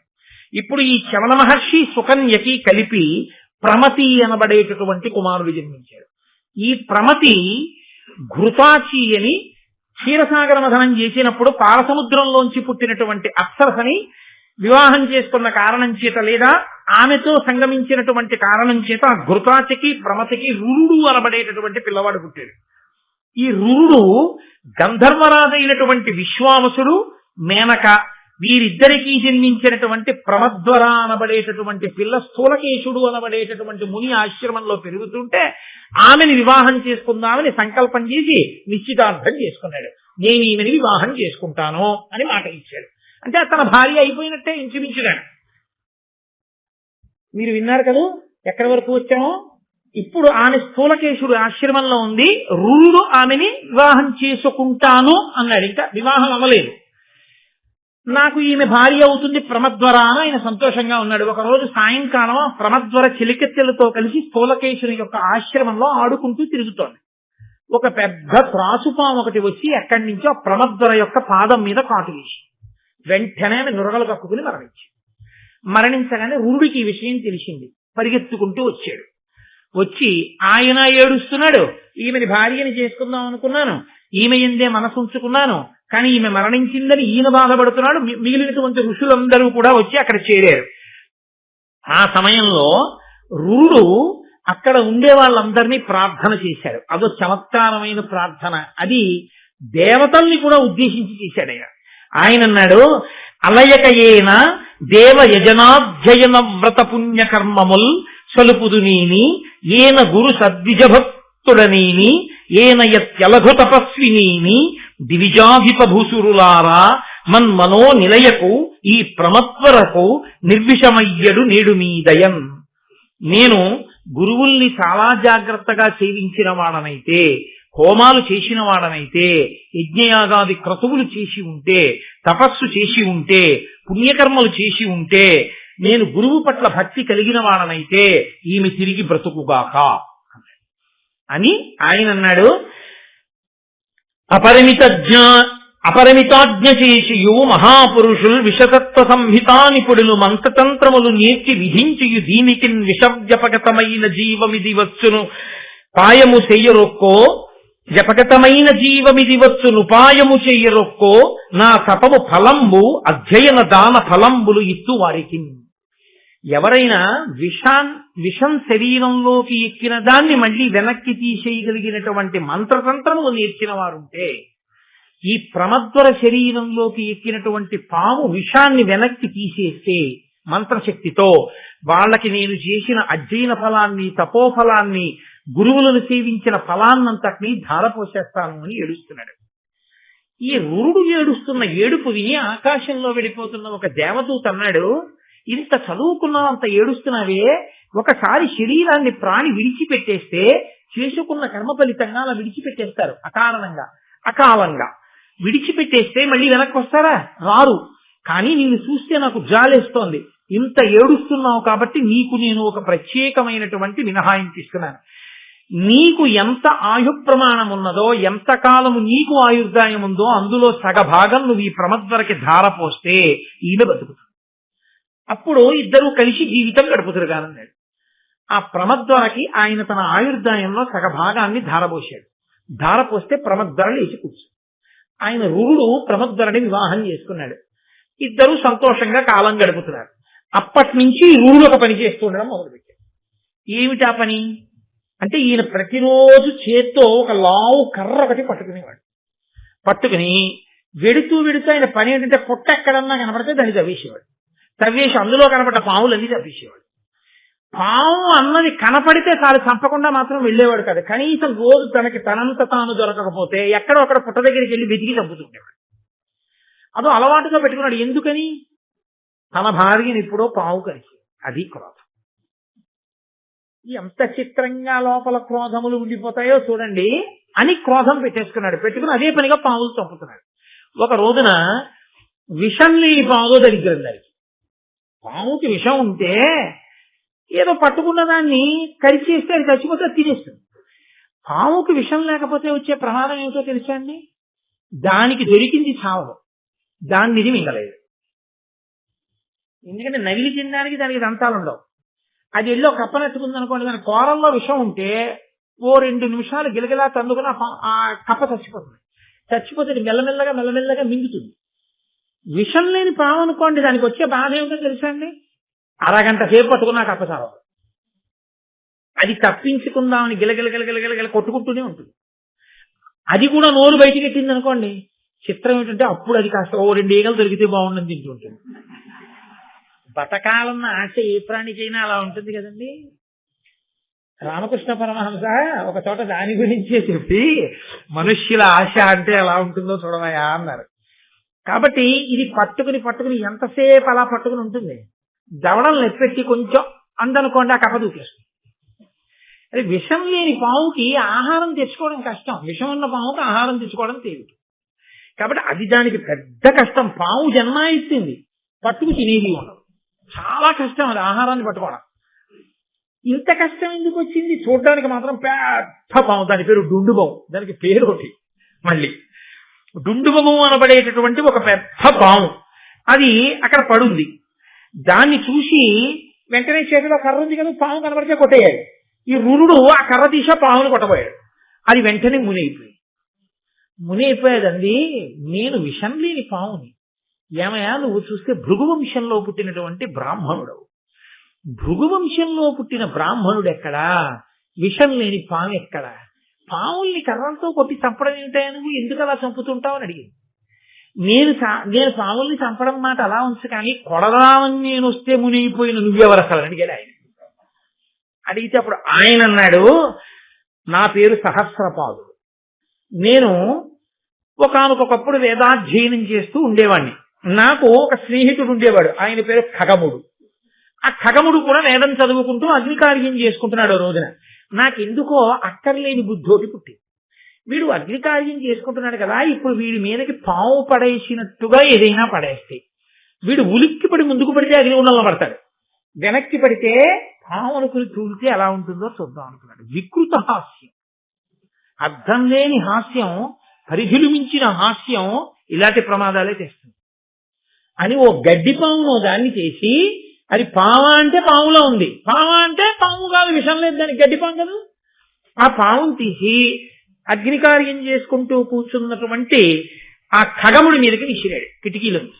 అది వెళ్లి మీద పడగానే పొడుగ్గా అలా పడేటప్పటికి అది పాము అనుకుని ఆయన ఉలిక్కి పడి హడిగిపోయి లేచిపోయి నేను ఎంతో ధ్యానంతో ఇక్కడ కూర్చుని ఉంటే ఎవడు రా నా మీద ఈ పాముని విసిరివాడని చూశాడు. స్నేహితుడే సహస్రపాదుడు. విషం లేని పాములా ఓ గడ్డి పాముని నా మీద పారేసి నేను ఉలిక్కి పడితే నవ్వావు కనుక విషం లేని పాము అయి పుట్టి దాని బాధ ఏమిటో తెలుస్తుంది. అది అడవిలో తిరిగాడు. అప్పుడు తెలిసింది మితిమీరిన హాస్యం, మితిమీరినటువంటి అవతల వారిని మనం బాధ పెట్టి వినోదాన్ని పొందడం ఎంత ప్రమాదానికి చిట్ట చివరికి వెళ్ళిపోతుందో చూడండి. కొంతమంది ఏమనుకుంటారంటే జీవితంలో హాస్యస్ఫోరకంగా మేము మాట్లాడగలం అనుకుంటారు. అనుకుని మేము అలా ఒక్క పావుగంట మాట్లాడకపోతే మా శీలానికే ఏదో భంగపాటు, అలా మాట్లాడకుండా మేము ఉండకూడదు అని కనబడ్డ ప్రతి వారి మీద ఏదో హాస్యస్ఫోరకంగా మాట్లాడడం అలవాటు చేసుకుంటారు. అలా మాట్లాడకపోతే ఈయనేంటి జోక్ చేయలేదు అనుకుంటారని. ఇది వెళ్ళి వెళ్ళి వెళ్ళి వెళ్ళి ఎక్కడ పప్పులో కాలేస్తాడంటే ఎవరో ఒక మహాత్ముడు కనపడినప్పుడు ఆయన గురించి కూడా అలాగే మాట్లాడతాడు, కత్తి కుడిపేస్తుంది. కాబట్టి అదే పనిగా హాస్య ప్రసంగాలు చేయడం మంచిది కాదు, అది ఒక దుర్లక్షణంగా చెప్పింది శాస్త్రం. కాబట్టి నిరంతర హాస్య ప్రసంగం, ఎప్పుడూ అర్థం లేని హాస్యం మంచిది కాదు. కాబట్టి విషం లేని పాముగా పుట్టి తిరుగుతున్నాను. అప్పుడు ఏడిచాను నా స్నేహితుడు ఖగముడి దగ్గర, నాకెప్పటికయా విముక్తి అని అడిగాను. నీకు ఏనాడు భృగువంశంలో పుట్టిన రురుడు దర్శనం అవుతాడో, కర్ర పట్టుకుని నిన్ను చంపబోతాడో అప్పుడు నువ్వు మామూలు పాము అవుతావు, దానివల్ల ఉపకారం కలుగుతుందిలే అన్నాడు. అందుకుని మునినయ్యాను. ఇది సరే కానీ నాకు ఒక ఆశ్చర్యకరమైనటువంటి విషయం తెలుస్తోంది. నువ్వు భృగువంశంలో పుట్టావే, బ్రాహ్మణుడవే, వేదం చదువుకున్నావు, యజ్ఞం చేస్తున్నావు, ఇలా కర్ర పెట్టి పాముల్ని కొట్టచ్చా? బ్రాహ్మణుడంటే ఎటువంటి వాడు? భూమిత కీర్తి బ్రాహ్మణుడు పుట్టుడు తోడన పుట్టు ఉత్తమ జ్ఞానము సర్వభూత హిత సంహిత బుద్ధియు చిత్తశాంతియం మాన మద ప్రహాణము సమత్వము సంతత వేద విద్యానుష్ఠానము సత్యవాక్యము దృఢవ్రతమున్ గురుణాపరత్వము. ఒక సచ్చీలుడైనటువంటి బ్రాహ్మణుడు పుట్టగానే ఆ చుట్టుపక్కల ఉన్న వాళ్ళ అందరిలోనూ కూడా భూతదయ కలుగుతుంది, మంచి భావములు కలుగుతాయి, అందరిలోనూ కూడా చిత్తశాంతి కలుగుతుంది, మంచి ఆలోచనలు కలుగుతాయి. అప్పటి వరకు ఉన్నటువంటి దుష్టమైన ఆలోచనలు పరిశీలనం చేత పక్కకి వెళ్ళిపోతాయి. తమని తాము పరిశీలించుకుని చెడు లక్షణములను విడిచిపెట్టగలిగినటువంటి స్థితి బ్రాహ్మణ వాక్కు వలన వస్తుంది. అందరినీ సమానంగా చూసేటటువంటి బుద్ధి కలుగుతుంది. అటువంటిది ఒక బ్రాహ్మణుని వలన సంభవిస్తుందని, బ్రాహ్మణుల బ్రతకాలని శాస్త్రాలు చెప్తున్నాయి. నువ్వేమయ్యా కనపడ్డ పావులన్నీ చంపుతూ హింస చేస్తున్నావు, ఇలా చెయ్యొచ్చా? ఇప్పటికైనా ఈ బుద్ధిమాన్ ఏదో కర్మవశం నీ భార్యని కరిచింది, అయిపోయింది, బ్రతికించుకున్నావు, అక్కడతో దాన్ని విడిచిపెట్టాలి. అంతేగాని కనపడ్డ పావులన్నీ చంపుకుంటూ వెడితే నువ్వు చేసిన ఈ హింస నిన్ను కట్టి కొడపదా? తప్పు, బ్రాహ్మణుడవు, ఇక ఈ హింస చెయ్యకు అంటూ ఆయన అన్నాడు. నీ తండ్రికి శిష్యుడైనటువంటి ఆస్తిక మహర్షి ఒకానొకప్పుడు జనమేజయుడు చేసినటువంటి సర్పయాగాన్నే ఆపాడు. నీ తండ్రికి శిష్యుడైనటువంటి ఆస్తికుడు జనమేజయుడి సర్పయాగాన్ని ఆపాడే, అటువంటి వంశంలో పుట్టిన నువ్వు పాముల్ని చంపడానికి సిగ్గుగా లేదా అన్నాడు. అయ్యా నాకు బుద్ధి వచ్చింది, ఇంకా నేను చంపను అన్నాడు. అనగానే ఎక్కడ చెప్తున్నాడు ఈ కథ? నైమిషారణ్యంలో. వాళ్ళన్నారు, ఇక్కడ వరకు బాగుంది, రురుడి వరకు చెప్పావు. రురుడి తండ్రి యొక్క శిష్యుడు అస్థీకుడు జనమేజయుడి సర్పయాగాన్ని ఎందుకు ఆపాడో, అలా ఎందుకు జరిగింది అది చెప్పు. రేపు ప్రారంభం చేస్తాను, ఇప్పటికీ 8 దాటిపోయింది కదా అని ఇవాళకి సక్కామనందరం ప్రసాదం తీసుకుని ఈశ్వరుడు యొక్క హారతి అందుకుని బయలుదేరదాం నైమిషారణ్యంలో. ఇది నైమిషారణ్యమే పవిత్ర భావన చేత అని అన్నాడు. నేను మంగళం చెప్పిన తర్వాత మీతో చాలా ఒక ప్రధానమైన విషయాన్ని 1-2 నిమిషాలు ముచ్చటిస్తాను, దయచేసి అలాగే కూర్చుని ఉండండి.